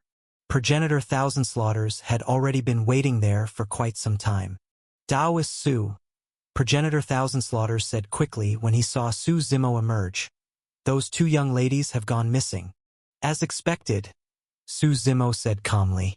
If Progenitor Thousand Slaughters could have kept Miss Jing contained, that would have been too disappointing. "You don't blame me, do you?" Progenitor Thousand Slaughters asked cautiously. Su Zimo shook his head slightly. "Prepare me a quiet room. I don't want anyone disturbing me. There are rooms belonging to our demon faction within the Saint Sovereign Tower." Progenitor Thousand Slaughters replied at once. "No one will enter." Led by Progenitor Thousand Slaughters, the three of them left the teleportation array and entered a chamber to the left. After a few brief words, Progenitor Thousand Slaughters took his leave. Xia Chonglu chose to stand guard outside the door voluntarily. The room was simple, no different from an ordinary one. Su Zimo sat cross-legged, letting his consciousness enter the god world. "Master." Paimon and the others greeted him immediately. "You all heard what those people said earlier?" Su Zimo asked. "Yes." Paimon and Seven Face both nodded. "After the destruction of the last epoch, we fell into deep slumber. It seems there are still many things in the 9 heavens even we do not know," Paimon said. "Perhaps the primordial demon cave holds the answers." Seven-Face added. Myriad Flowers Fairy said, I was the one who would start the heavenly war. It seems things are far more complicated than we imagined, Suzumo replied. Tell me, how do we unseal the primordial demon cave? When the primordial demon cave was banished, the whole world thought it was the doing of the heavenly court, Paimon said. But I suspect the heavenly court alone wasn't enough. The heavenly Tao must have been involved. We must go ourselves to that place of exile to see. Do you know where the entrance to the place of exile is? Suzumo asked. To be precise, there is no entrance, Paimon answered. When they exiled our ancient demon race, they never intended for us to return. That's true, Seven-Face said coldly. But even without an entrance, we can force one open. First, let me fuse this infernal heart, Suzumo said. He slowly took out the infernal heart. Billowing demonic energy surged forth, the seals on its surface flickering with light. The infernal heart shot into the air, emanating immense power as it floated in the void. Suzumo extended his hand, and the Grand Pivot Godsword came streaking across the heavens, landing swiftly in his grip. Its golden light and sharp aura gleamed brightly. Faith power flowed out from Paimon, Seven-Face, and the many beings of the myriad beast realm. That faith power formed invisible torrents that filled the sky. Those torrents converged into beams of light that fell upon the Grand Pivot Godsword. Instantly, the sword's might surged, its sword intent rising without limit. In the center energy groove of the sword, the power filled completely, glowing a deep crimson. The infernal heart seemed to sense something. A flood of demonic energy spread from it, darkening the heavens. It began to beat. Thump, thump, thump. Like war drums shaking the world, its rhythm spread far and wide. In the myriad beast realm, the hearts of countless beasts began to beat in unison. Millions upon millions of heartbeats thundered together, a sight that shook the heavens. Grand Pivot Godsword's aura pierced the sky. Suzumo held the sword, stepping into the air. On the infernal heart, the restriction activated, and a vast tower manifested above. The tower shone with restrained divine light and pure Tao energy, its form 33 stories tall. It descended from the heavens, enveloping the entire infernal heart. This tower was the seal itself. The demonic energy of the heart condensed into demonic faces that repeatedly struck against the tower's restriction. In Suzumo's eyes, demonic energy surged. His hell-suppressing demon physique awakened, and purple sigils appeared across his skin. His black hair flowed like ink. The Grand Pivot Godsword gleamed gold, and its sword intent soared skyward. Raising the sword above his head, he swung down toward the tower. A blinding explosion of sword light erupted. The void itself seemed to collapse. In everyone's sight, heaven and earth vanished, leaving only that single dazzling arc of sword light tearing through the sky. Then, everything was annihilated. The Grand Pivot Godsword's divine energy wrapped around the tower, ripping it apart completely and freeing the infernal heart within. Who dares destroy my demon-sealing tower? A thunderous voice suddenly boomed from the demonic clouds above. Demon-sealing tower? Suzumo sneered. You people never tire of such names, do you? The skies split open, and the shattered tower turned into a golden light forming a door in the void, shining across the realms. From that door stepped out a towering figure. His body was powerfully built, muscles taut and high, and he wore loose immortal robes that gleamed with holy white light. His long hair was bound by a headband. He was a middle-aged man with thick black beard and a face of natural authority. One of the 12 heavenly gods of the Immortal Gate, this deity is the demon-shattering heavenly god. Surrender now. But the moment his words fell, he sensed something was wrong. Within this god world, Suzumo was the only true god. To fight here was to oppose the world itself. As soon as the demon-shattering heavenly god appeared, he was instantly suppressed by the god world's heavenly Tao, unable to move. Cold sweat trickled down his forehead. Where is this place? He asked in horror. When his gaze fell on Paimon and Seven-Face, both saint sovereigns, His body trembled uncontrollably. "I didn't expect that Tower Seal would turn out to be your artifact," Su Zimo said with a faint smile. With the tower destroyed, its master had likely been drawn here the moment the connection broke. But he hadn't expected to appear within the god world itself. If this had been the outside world, with his cultivation at the 5th stage of the Grand Emperor realm, he might have made some trouble. But here he was less than an insect.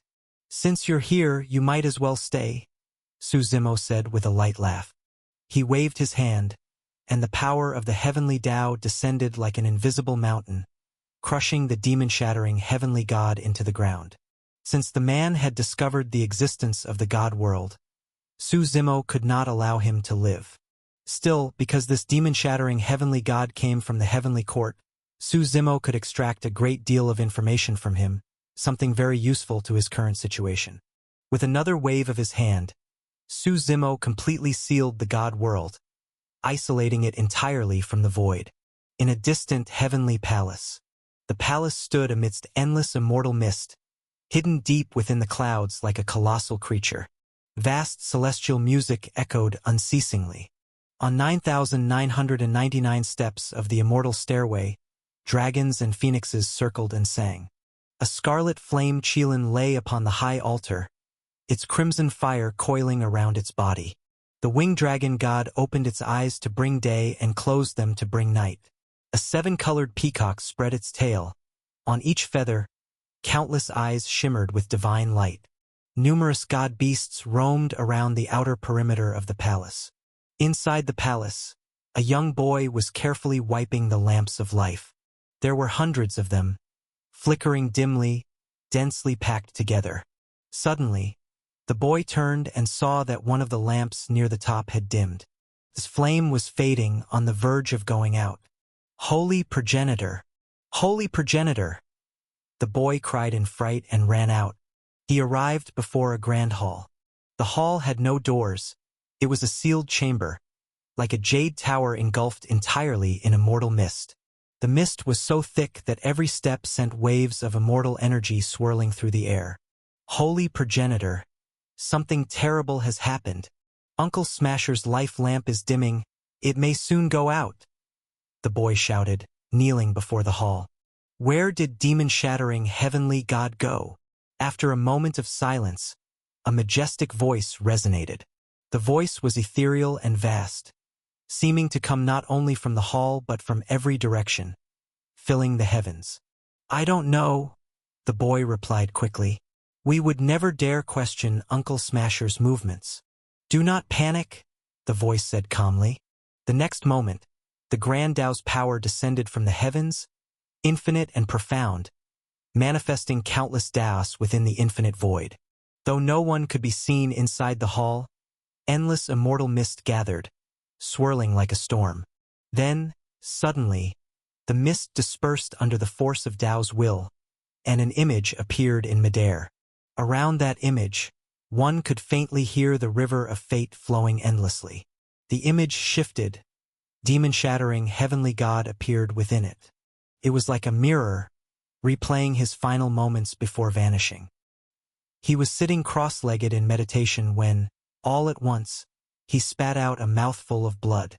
Frowning slightly, he murmured, "The demon-sealing tower has been broken." He rose, his aura immense, and with one hand tore open a rift in space. Then his figure stepped into the void tunnel. The image followed him as he traveled through the void. But gradually, mist thickened in the vision until everything was obscured. Demon-shattering heavenly god disappeared entirely. Nothing could be seen. The void became empty. The voice in the hall sounded again. Then silence returned.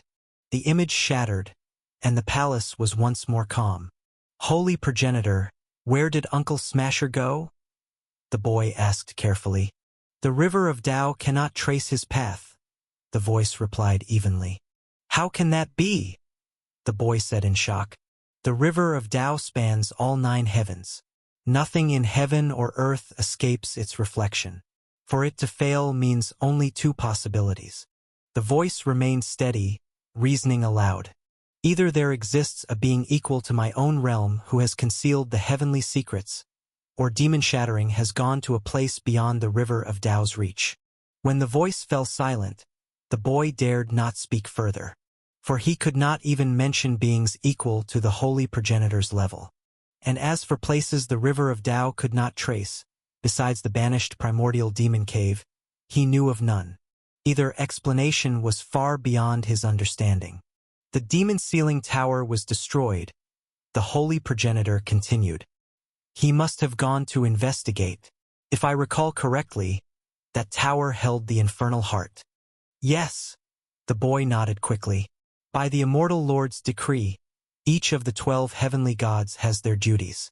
Uncle Smasher was the guardian of the infernal heart. Guardian? He placed the infernal heart within the Thousand Ox Tao court. You think I don't know? The voice said coldly. The boy trembled and pressed his head to the ground. This disciple truly doesn't know. That matter has always been handled by the immortal Lord. This matter must be connected to the demon lord. Go and investigate. I cannot leave here for now, the voice said indifferently. Yes, this disciple will report to the immortal Lord, the boy said respectfully. Take my token. Without it, you have no authority and no one will heed you. A white token floated out from the void. The boy caught it and sighed in relief. He bowed deeply and said, This disciple will take his leave. Within the God world, a mountain of immense power pinned the demon-shattering heavenly god beneath it. Escape was impossible, he could barely even move. Su Zimo no longer paid him any attention. He stretched out his right hand, and the infernal heart above poured out torrents of demonic energy toward him. The hell-suppressing demon physique seemed to respond to the call, its aura swelling ever stronger. Crackling sounds filled his body. The demonic energy gathered and pressed into his chest. A surge of indescribable power filled him completely. Previously, the hell-suppressing demon physique had been merely a shell, but this infernal heart was its core, the source of all strength. As the power boiled through him, Su Zimo felt his very blood flowing in reverse. Not only did his physical strength surge, but even his soul and consciousness entered a dark void. The 5 stages of the Grand Emperor realm, Su Zimo now stood in the second, the Void Tribulent stage. The next stage was God Unity. To commune and unite with the divine meant the God soul would never perish. It could control heaven and earth, move mountains, fill seas, chase the moon, and traverse 10 million miles in an instant. It gave the soul its own divine awareness. Before this, the soul was unconscious, guided only by the body's will. Once communion was achieved, 2 consciousnesses would form, a primary consciousness and a secondary one. These 2 awarenesses were crucial for advancing later into the Saint Sovereign realm. When body, soul, and dual consciousness merged as one, every act carried divine essence. Su Zimo's awareness entered the endless darkness. The infernal heart seemed to contain a mysterious force, remnants of ancient demonic das. Black characters began to appear, floating in the void. They drifted toward Su Zimo's brow, merging into his being. He sat cross-legged, expression solemn. More and more meridians and acupoints opened within him. His power rose sharply, the void twisting around him. As time passed, divine intent erupted skyward. Su Zimo slowly opened his eyes. He had reached the 3rd stage of the Grand Emperor realm, God Unity stage. If one looked closely, they would see his soul had grown hundreds of times stronger. The growth of his God soul was not the result of any spell. It had truly become stronger. Previously, Su Zimo had possessed a second battle body, the 9 Revolutions God Tower physique of the soul. Now that his God soul had strengthened, that body had completely merged into him. 9, representing the limit. Tower, representing the pinnacle of defense. In terms of soul strength alone, Su Zimo believed that below the Grand Emperor realm, whether heavenly gods or those at the life-death stage, none could rival his soul. Within the 5 stages of the Grand Emperor, his soul could be called invincible. He took a deep breath. After entering the God Unity stage, Su Zimo felt he now had a deeper understanding of the 10th meridian gate. But as his cultivation advanced, more and more of his meridians and hidden acupoints had opened. The power building within him grew stronger and stronger. He knew that when the moment came, that torrent of accumulated energy would completely break through the 10th meridian gate, and then he would step into the Saint's sovereign realm. However, that was still a long way off. His god soul gradually stabilized, while immense power surged through his body. Descending from the air, Su Zimo was met by Paimon and the others. "Congratulations, my lord. We're still far from done," Su Zimo said calmly, waving his hand. He was in no rush, knowing the path ahead was long and full of hardship. Cultivation could not be forced, it required comprehension. "Let's take a look at this so-called demon-shattering heavenly god," Su Zimo said. They walked to where the heavenly god was held. Because he was suppressed by the boundless power of the Grand Tao, demon-shattering heavenly god could not resist at all. Within the god world, Su Zimo could freely draw upon the power of all Tao. "Now we can get to know each other properly," Su Zimo said with a faint smile. You're the infernal lord," demon-shattering heavenly god stammered, sweat streaming down his forehead. He knew what the man before him represented. The one who had once started an epic, who had started the heavenly war, who had spread darkness across the continent. Even now, after oceans turned to fields of grass, after eras changed and suns rose and fell, his reappearance rekindled that ancient terror. He could not forget. None in the heavenly court could. Those memories were burned into their very bones, marks of an age of blood and shadow. "Whether I am or not, does it matter to you?" Su Zimo replied. "Either way, you're still a prisoner. If you truly are the infernal lord, then to die at your hands, I, demon-shattering heavenly god, would have no regrets. It would live up to my name," the heavenly god said coldly. "I don't plan to kill you," Su Zimo said. "I want you to tell me about the heavenly court." "You're wasting your breath," demon-shattering heavenly god replied. "I will never speak of the heavenly court." "What if I let you go?" Su Zimo asked. "In exchange for your life and freedom." "I do not make deals with demons," demon-shattering heavenly god said evenly, unmoved. Su Zimo stood up. He knew words were useless with such a man. One who did not fear death, had no weaknesses to exploit, and bore unending hatred toward the demon race. He turned to Paimon. "Is there any way to forcibly read his memories?" "For others, yes, but not for those of the heavenly court." Paimon shook his head. "Every member of the heavenly court is linked to a life lamp. If you try to read their memories by force, the lamp will instantly extinguish, and when the lamp dies, so does the person. The heavenly court isn't as easy to deal with as it seems." "Then imprison him for now," Su Zimo said. "Try to get something out of him." Though the interrogation had yielded nothing, Su Zimo was not disappointed. He hadn't expected much. After advancing to the God Unity stage, he turned his gaze to the Grand Pivot God Sword in his hand. To be precise, the sword was no longer of much use to him. But as the third most powerful weapon in existence, it was still stronger than his own Shadow Tyrant. Especially since it was a sword of faith, its strength grew with the power of belief it received. Su Zimo intended to fuse the Grand Pivot God Sword into his Shadow Tyrant.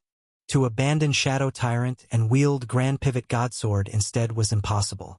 Shadow Tyrant had been with him through countless battles. It was no longer merely a weapon, but a companion. He didn't know how powerful Shadow Tyrant would become after absorbing the Grand Pivot God Sword, but it would surely be extraordinary. He planned to perform the fusion within the God world. If he tried it in the 9 heavens, the resulting heavenly tribulation would be beyond his ability to endure. The God world, however, was self-contained and cut off from the 9 heavens. The 9 heavens' heavenly Tao held no authority there. That would make everything much easier. The only issue now was how to forge it. Back when Shadow Tyrant and the True God Sword were crafted, the Stone Race had helped him forge and merge them. But now, fusing the Grand Pivot God Sword would be far more difficult, hundreds, even thousands of times harder. Su Zimo had never learned the art of weapon forging. Though at his current realm, ordinary smithing techniques posed no challenge, this task was no ordinary forging. It was like refining an imperial pill, perhaps even more complex. Without a powerful forging method to guide him, Su Zimo dared not attempt it rashly. If he failed, the loss of both weapons would be unbearable. After some thought, he decided to find a master smith instead. Across the 9 heavens, there were countless great forging masters, some who had devoted tens of millions of years to the craft. Surely one of them could do it. He would take it one step at a time. My lord, Seven-Face and others approached. Su Zimo waved his hand, transferring the captive demon-shattering heavenly god to the myriad beast realm, to keep him out of the way. Now, he said, let's talk about the primordial demon cave. Since the primordial demon cave was exiled, Seven-Face said, the only way to reach it is to force open the barrier of space itself. But the spatial walls of the 9 heavens are not something we can pierce. Even a saint sovereign would fail. Su Zimo nodded slightly. He had once visited the Eternal Lands, a particle world, and even then, breaking its barrier to return had been difficult. The 9 heavens barrier, however, was far beyond that. Do you guys have any other ideas? Su Zimo asked. Both Paimon and Seven-Face shook their heads. There surely must be a way, Paimon said. But we simply don't know it. Our understanding of the 9 heavens is limited. I know someone who might, Su Zimo said. It's time I paid him a visit. Who? Seven-Face quickly asked. Elder Zhuqiu, Su Zimo said slowly, word by word. Back in Northfall City, this Elder Zhuqiu had once helped him. Miss Jing had said that her master, Gongyang Su, and Elder Zhuqiu were known as the Twin Sages, both experts in the art of heavenly secrets within the mortal ascension heaven. Back then, Zhuqiu had given him the final chapter of the Tome of Celestial Secrets for free, yet refused to divine the whereabouts of the Grand Pivot Godsword. Miss Jing was untrustworthy. Gongyang Su even less so, but Su Zimo had a feeling that Elder Zhuqiu would not harm him. He had refrained from killing Miss Jing and Gongyang Su because he had hoped to recruit them. If the Tome of Celestial Secrets truly existed and was all-knowing, it would be of immense benefit to him. Unfortunately, both Miss Jing and Gongyang Su turned out to be deceitful. Miss Jing's very existence had been to guide him into a trap. Since you parted in Northfall City, does my lord know where Elder Zhuqiu is now? Paimon asked. Su Zimo flicked his finger, and a wisp of demonic energy rose from his palm. This will lead me to him, Su Zimo said. Back then, he had left a trace of demonic energy on Miss Jing, Elder Zhuqiu, and Gongyang Su, just in case. Unfortunately, the traces on Miss Jing and Gongyang Su had already vanished. Only Elder Zhuqiu's still faintly resonated. After a brief conversation with Paimon and the others, Su Zimo left the God world. When he opened his eyes again, he was back in the Saint Sovereign Tower, his soul and body fully merged. His eyes were deeper now, and the third eye on his forehead, originally the infinite Samsara God Eye, was slowly being engulfed by demonic energy since the restoration of his infernal heart. That energy seemed intent on consuming the third eye entirely. What the result would be, Su Zimo didn't know, nor did he stop it. Standing up, his gaze and black hair seemed darker than before. Opening the door, he saw Sword God Xie Chonglu dutifully standing guard outside. No one came looking for me, right? Su Zimo asked. The people from the Alchemy God Tower came once, wanting to see you.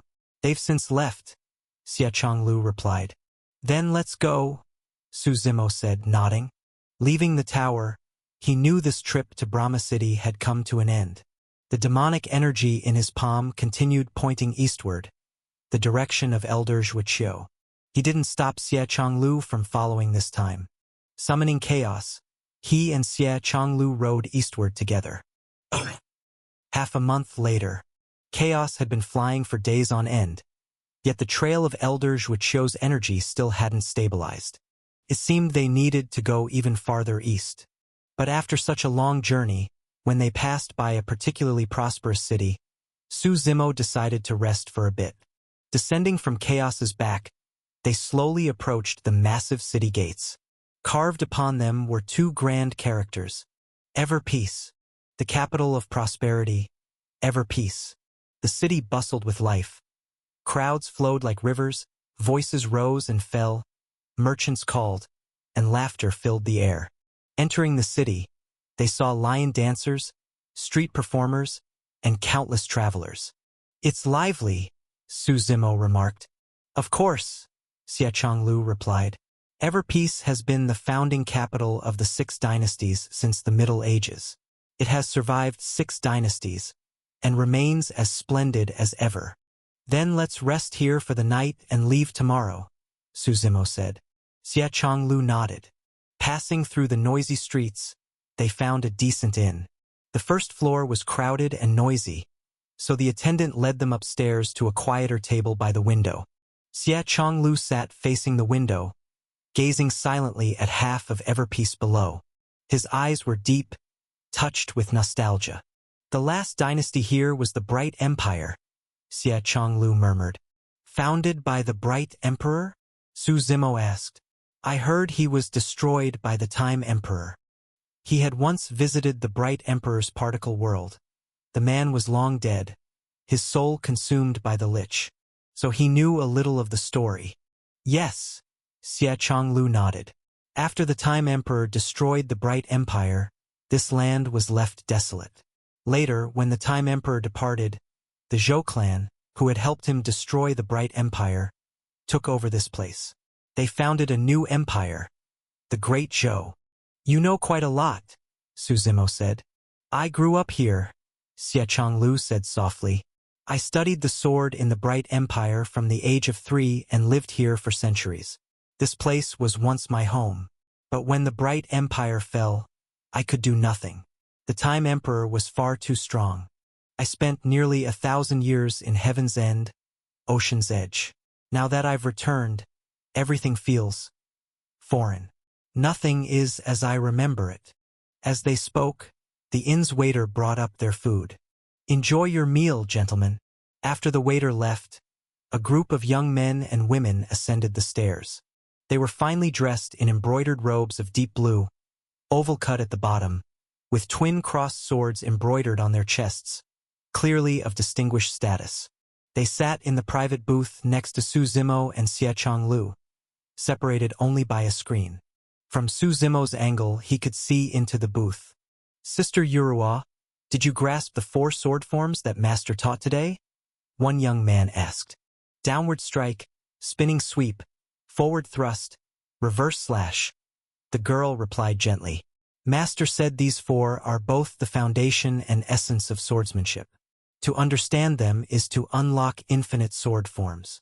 "I'm dull of mind," she added modestly. "I haven't yet mastered them." The group laughed and chatted, discussing sword techniques. Just then, another person climbed the stairs. He looked every bit a beggar, clothes in tatters, hair matted, face filthy, and even from a distance came the stench of unwashed years. One of his legs was broken and he limped heavily. His face was hidden beneath messy hair. Nothing could be seen clearly. He hobbled into a corner on the 2nd floor and sat quietly. A waiter followed behind him, carrying the cheapest jug of wine. "Just drink quietly over there and leave when you're done," the waiter muttered. "Or the innkeeper will scold me again." After setting the wine down, the waiter hurried away. The beggar sat in silence, drinking alone. After a while, the group of young swordsmen and women finished eating and came out of the booth, and at once one of them pointed and laughed. "Look, everyone, the sword maniac, begging for wine again. He still has the nerve to come here? If I were him, I'd have left Ever Peace long ago." One of the young men scoffed. "His leg's broken. How could he survive outside Ever Peace?" Another added mockingly. Yet the beggar in the corner remained unmoved.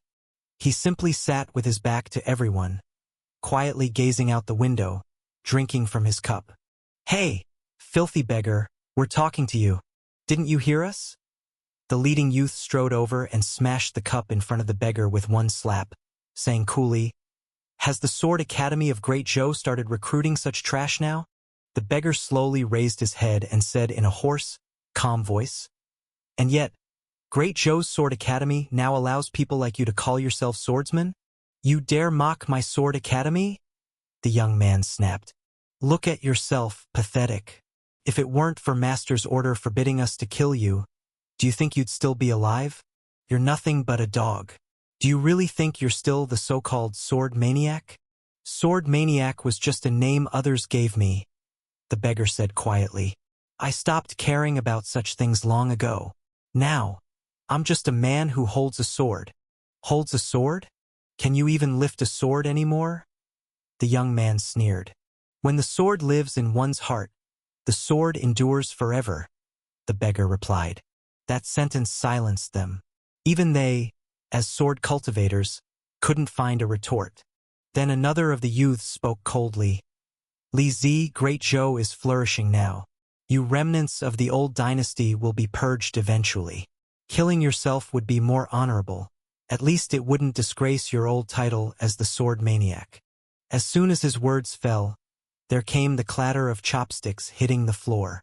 Xie Chonglu quietly lifted his head, staring at the beggar sitting in the corner. The man's tangled hair covered his face, hiding his features.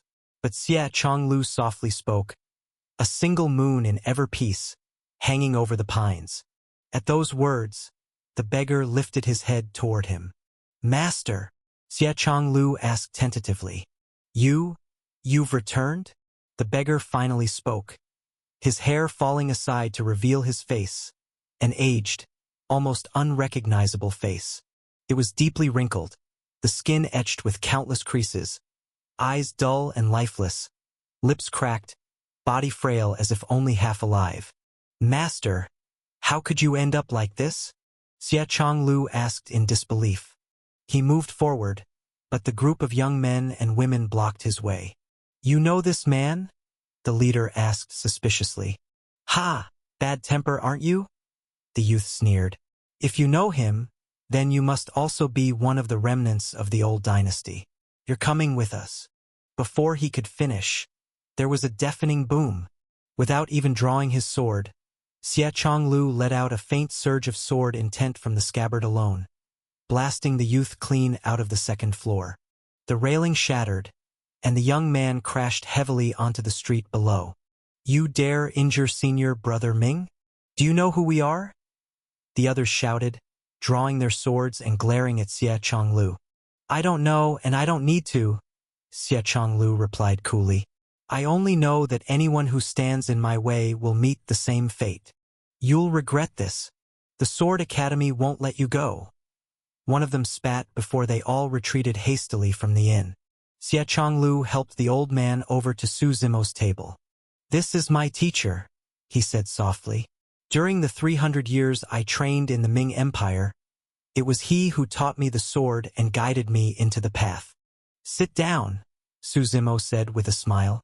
You two haven't seen each other in a long time. Talk freely. Xie Chonglu nodded, then asked, Master, how did you end up like this? And who were those people just now? The old man first turned to Su Zimo and introduced himself politely. I am Li Zi, a man of no name or fame. Then he sighed. When the Ming Empire fell, you knew you couldn't resist, so you left to wander the world. But I stayed. I know, Xie Chonglu said softly. The Great Zhou rose faster than any of us expected, its prosperity arriving sooner than anyone imagined.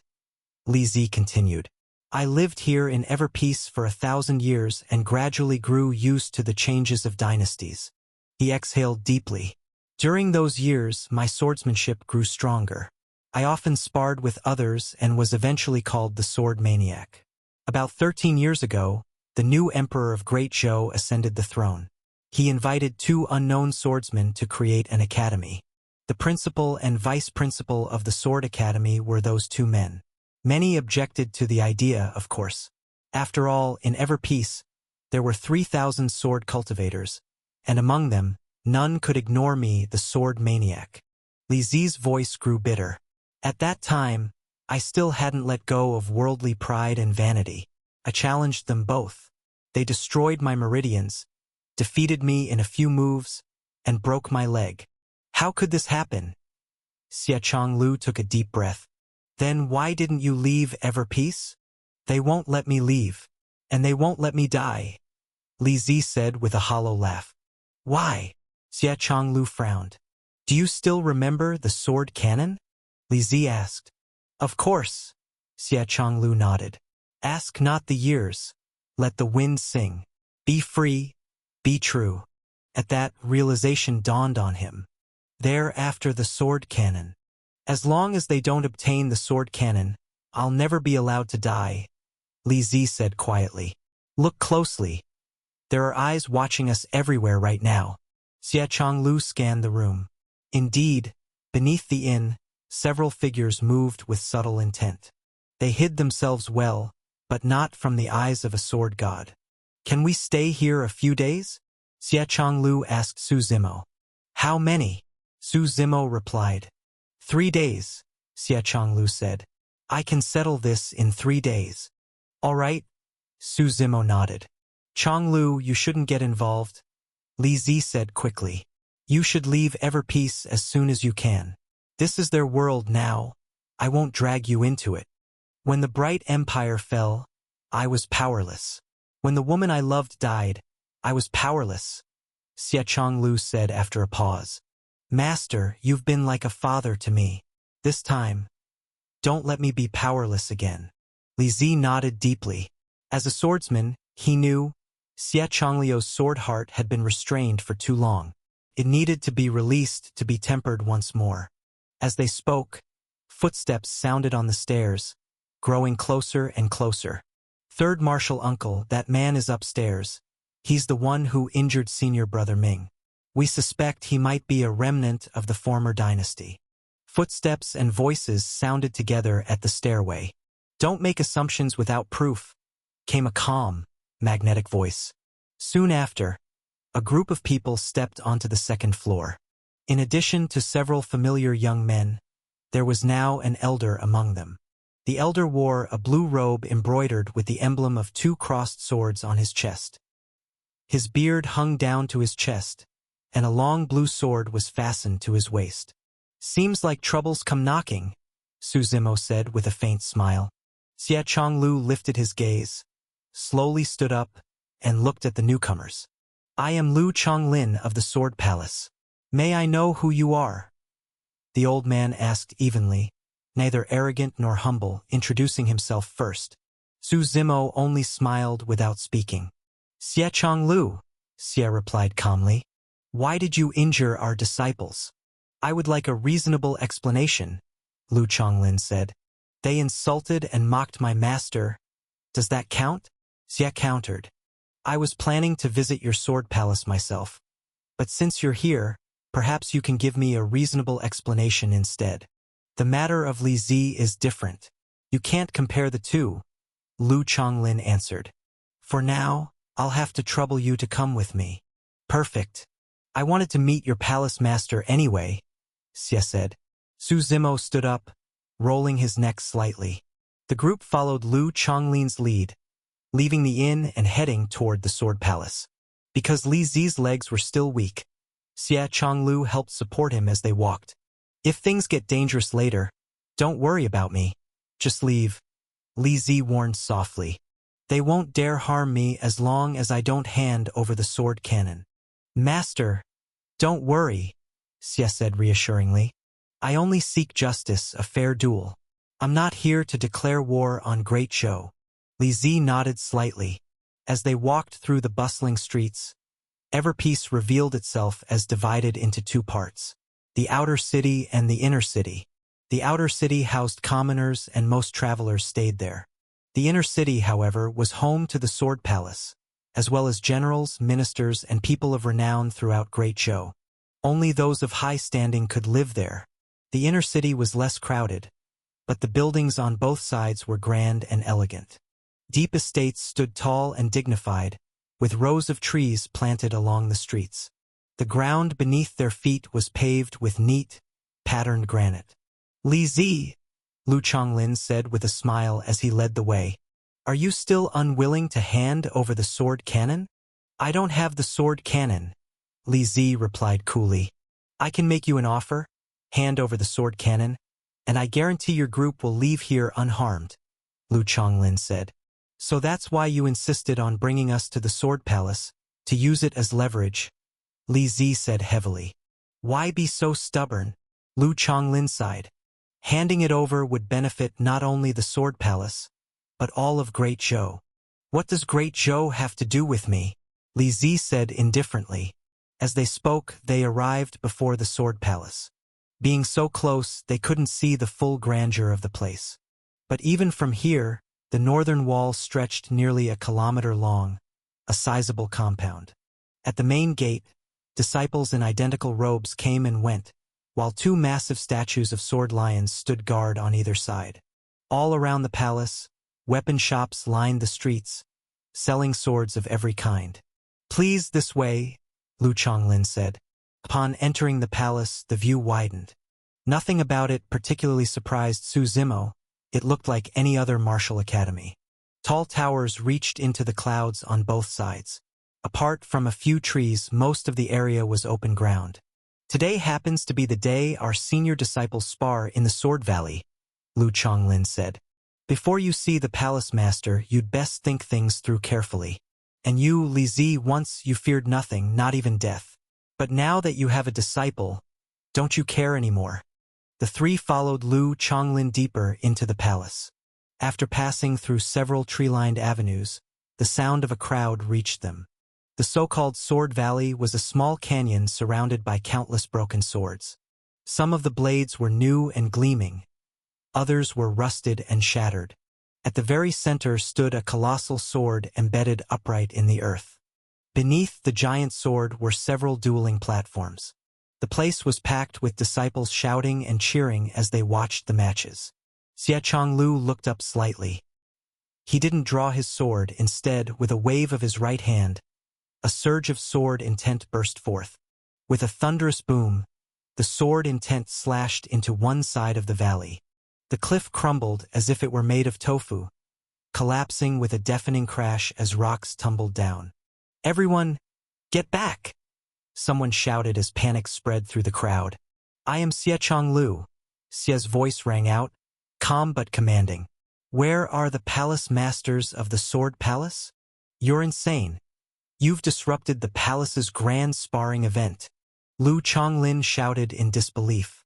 Even as he spoke, several figures appeared in the sky, stepping through the air as they approached. Each one emanated a sharp sword aura, especially the two leading figures, a man and a woman. Their sword intents intertwined, harmonizing perfectly like two halves of a whole. Li Zi, the man said with a frown. Whose sword intent was that just now? I heard you two represent the strongest swordsmanship in all of Great Zhou, Xie said. I've come to challenge you. And who are you? The man asked, brows furrowing. A nameless wanderer. Even if I told you, you wouldn't know me, Xie replied. Lu Chonglin stepped forward and whispered something to the man and woman. The two exchanged a glance. They seemed to be Dao partners. Duels are dull, the man said with a faint smile. How about we make it interesting, place a wager? What kind of wager? Xie asked. The sword cannon, the man said bluntly. And what will you wager? Xie countered. If I lose, I'll hand over the position of palace master to your teacher. How about that? The man said. No one cares about some palace master title, Xie said, shaking his head. Young man, you don't understand. Someone nearby interjected indignantly. In Great Zhou, the palace master of the Sword Palace holds power second only to the emperor himself, one man beneath heaven, above all others. What's Great Zhou worth anyway? Xie said, unbothered.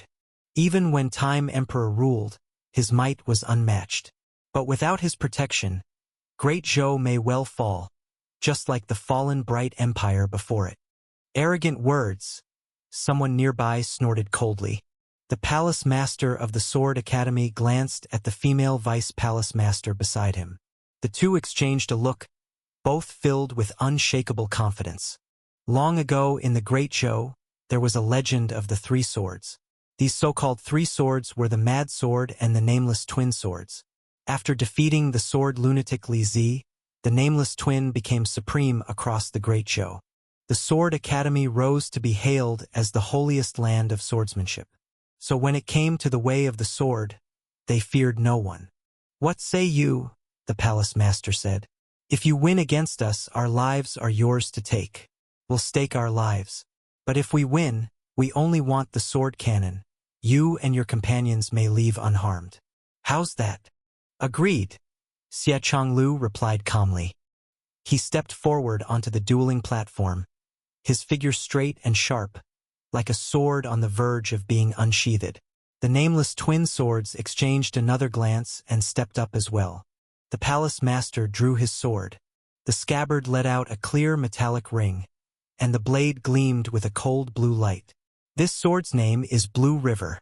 It weighs 36 jin, length 38 centimeters, one of the 10 famed swords of my homeland." The vice palace master followed suit, her long robe concealing her graceful figure. Her eyes flashed as she drew her sword. "This one is called Shadow Bearer. It weighs 26 jin, 36 centimeters long. Nothing can withstand its edge." The two held their blades upright, their sword auras merging. Their combined intent surged skyward, forming a vast current of sword force that shattered the void above. Their eyes were swords, their bodies swords, their intent spread across the seas. Xie Changliu's face remained calm. He took up his sheathed sword. Though the blade stayed hidden, sword energy was already roaring skyward. "To kill you," he said quietly. "I don't even need to draw my sword." The Nameless Twin snorted coldly, moving in unison, one to his left, one to his right. Like twin blades loosed from the scabbard, they surged forward in a storm of sword winds. Xie Changlu did not rush. He retreated slowly, his movements unhurried but precise, each dodge landing exactly where it needed to. One sword grazed his chin while the other swept past the back of his head, trapping him between them. Xie flicked his scabbard upward, sending one sword flying, then spun the scabbard halfway through the air and struck the other squarely in the chest. The three broke apart again. Just that brief exchange was enough to show whose sword art reigned higher. "Kill!" the Nameless Twin shouted in unison. "Sword Cloud Tempest!" Their swords crossed as their bodies began to spin rapidly. Sword intent poured out endlessly, forming a cyclone of sword force, a raging storm that tore toward Xie Changlu. His eyes darkened. Gripping his sword's hilt with both hands, endless sword energy gathered in his palms, then channeled into the sheath itself. With one sweeping motion, an earth-splitting aura burst forth. A thunderous roar filled the air. The scabbard unleashed a blade of pure energy dozens of meters long, cleaving the tempest clean in two. The storm's energy shattered and the three separated again. The Nameless Twins' expressions grew grim. Even with only a few probing exchanges, they had already fallen behind. "One strike to decide it," Xie Changlu said coolly. "Your swordsmanship is too weak." The twin swords' eyes flashed with fury. A faint killing intent leaked out. For true swordsmen, the sword is dearer than life. His words had struck their reverse scale. They raised their swords slowly. Blue River and Shadow Bearer both lifted high overhead, blue and green spiritual light radiating outward. Their hands joined. In that instant, the two blades fused into one. Blue lightning flickered along its surface, arcs of electricity dancing wildly. "Heaven-shaking thunder!" they shouted. Countless bolts of lightning rained down, engulfing the sky above. Crackling filled the air. Their figures vanished, replaced by a storm of annihilating thunder. "Your swordplay is crude," Xie Changlu said calmly within the flashing storm. "You chase the sword cannon but ignore the foundation of your own path. Even if I gave it to you, it would be wasted." "Silence!" came a roar from within the lightning. Xie drew his sword slowly, placing the gleaming blade before his eyes. A dark radiance flashed. His hair streamed wildly as boundless sword force filled the heavens. He swung one sword, and divine might poured into the edge. Below, Li Zi sighed. So this is the level Changliu's swordsmanship has reached now. Su Zimo smiled. In swordsmanship alone, he truly deserves the name Sword God. But his heart carries too many burdens. That's what holds his sword back. Now that woman's death has severed his final chain. 1,000 years from now, he'll either die in the netherworld or bring back her soul. Either way, he no longer fears death. His sword intent burst forth like an untamed horse. The twins' thunder sword aura crumbled. Once fierce and unstoppable, now smothered under his overwhelming will. They could only dodge as sword force shredded the air around them. I won't lose. I refuse, came the roar from within the storm. Immortal slaying myriad swords. The blue-white lightning turned a dark gold, its power magnified several-fold. Endless sword intent burst from within, crashing toward Xie Changlu. His gaze stayed flat. Stepping through the air, he let the storm crash against him. But each strike dissolved on contact, absorbed into his aura and made his own. To turn another's sword intent into one's own. How can this be? Came the disbelieving cries from the storm. I told you, Xie Changlu said as his figure vanished in a flash. You don't understand the sword. A single thrust pierced the thunder. A deafening explosion shook the valley. The dueling platform shattered. The mountains on both sides cracked apart. Countless Sword Academy disciples were caught in the shockwave, spitting blood. When the lightning cleared, the nameless twin were hurled out, broken and bleeding. You've lost, Xie Changlu said quietly. By the rules of the duel, your lives are mine to take. Terror filled their eyes. Wounded, they crawled backward. Xie Changlu stepped forward, the sound of his boots echoing, and raised his sword. Spare them, a sharp voice called from the distance. The cry was followed by the sound of dragon roars and horse cries. From afar, a team of dragon horses galloped through the air. The dragon horses were pulling an imperial carriage. On either side of the carriage stood an old man in long robes. The dragon horses, seemingly intelligent, slowly stopped 3 meters away from the crowd. The ground trembled, dragon roars and horse cries echoed together, and the imperial carriage landed smoothly. All of you are swordmasters, why must you press so hard? Came a voice from within the carriage, accompanied by a soft laugh. Xie Changlu, give me some face. Break one of his legs and spare his life. How about that? Emperor Zhou, save us! The 2 men known as the Nameless Twin Swords cried for help upon hearing the emperor's voice. Your face? What is that worth? Xie Changlu raised his head and sneered with disdain. How dare you?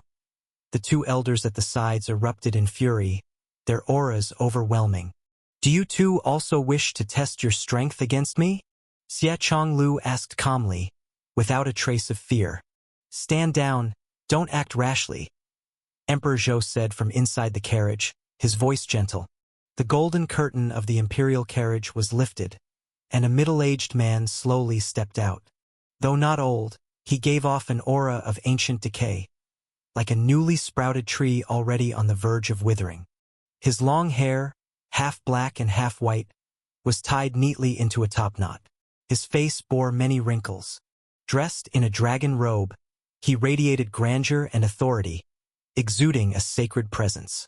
Paying respects to His Majesty Zhou, the disciples of the Sword Academy fell to their knees and shouted loudly.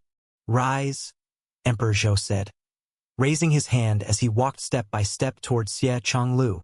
I know you, he said with a smile. Once a disciple of Li Zi, later dwelling in Heaven's End, Ocean's Edge for thousands of years. You've only come out recently, haven't you?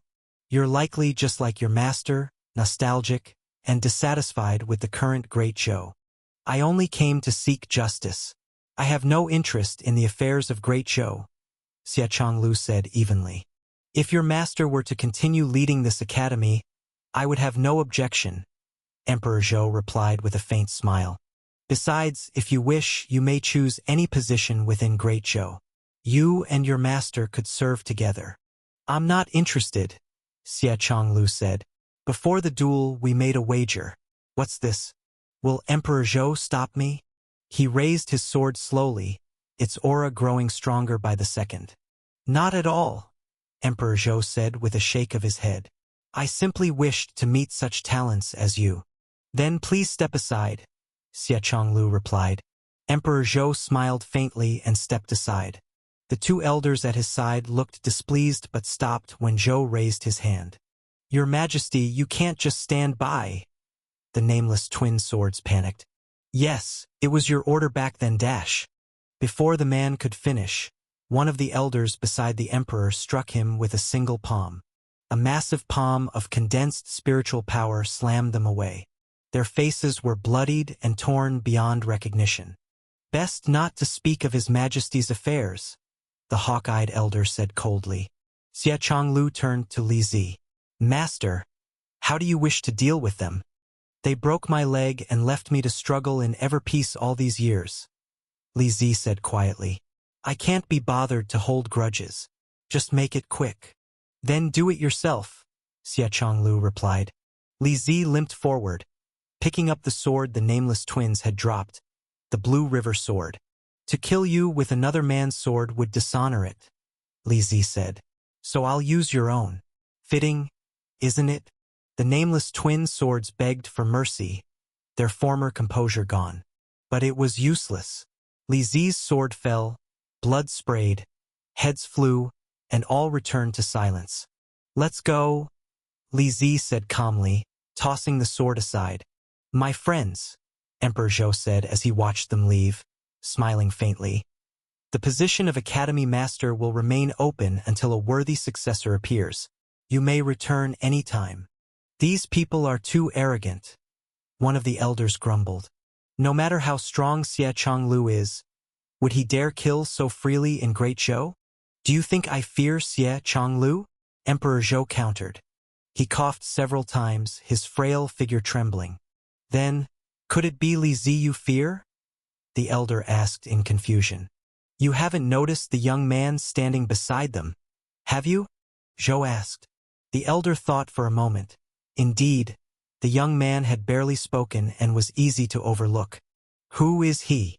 Recently, I received intelligence from the 4 domains, Zhou said.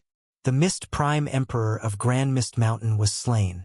The killer was a young man named Su Zimo. Grand Mist Mountain has been hunting him ever since. A few days ago, I heard that the Brahma Monarch God Realm gained full control of Heaven's End, Ocean's Edge. It seems something changed there, something even they fear. Coincidentally, Xie Chonglu emerged from that world, and that same youth appeared with him. Think about what that implies. After saying this, Emperor Zhou returned to his carriage, looking frilier than ever. He could hardly stand for long. Your Majesty means that the youth who killed the Mist Prime Emperor is this very Su Zimo? And that the change in the particle world is also related to him? The elder asked hurriedly. If that's the case, why not recruit him, Your Majesty? If he joined us, Ever Peace would become far stronger. He has slain an emperor, Zhou replied, shaking his head. He would look down upon us. If I were to approach him rashly, it would only leave a poor impression. Abandoning the nameless twins was merely to give him a token of goodwill. He'll understand. Otherwise, Xie Chonglu alone wouldn't warrant my restraint. Your Majesty's foresight is beyond us, the elder sighed. Though you've long dwelled within the palace, your eyes and ears reach all across the mortal realm. Nothing escapes you. Let's return to the palace, Emperor Zhou said, waving his hand wearily, unwilling to speak further.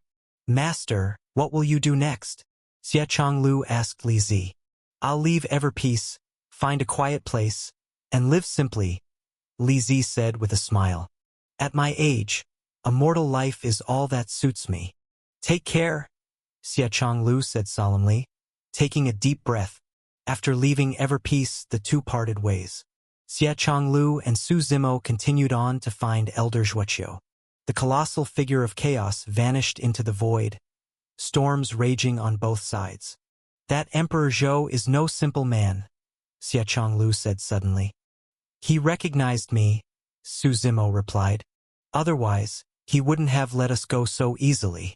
Ever Peace is an interesting place indeed. I owe you another favor, Xie Chonglu said. Traveling with me means constant danger. Don't think twice about it, Su Zimo replied. He knew well the kind of enemies he faced and the risks that came with them. I fear many things, Xie Chonglu said, but death is not one of them.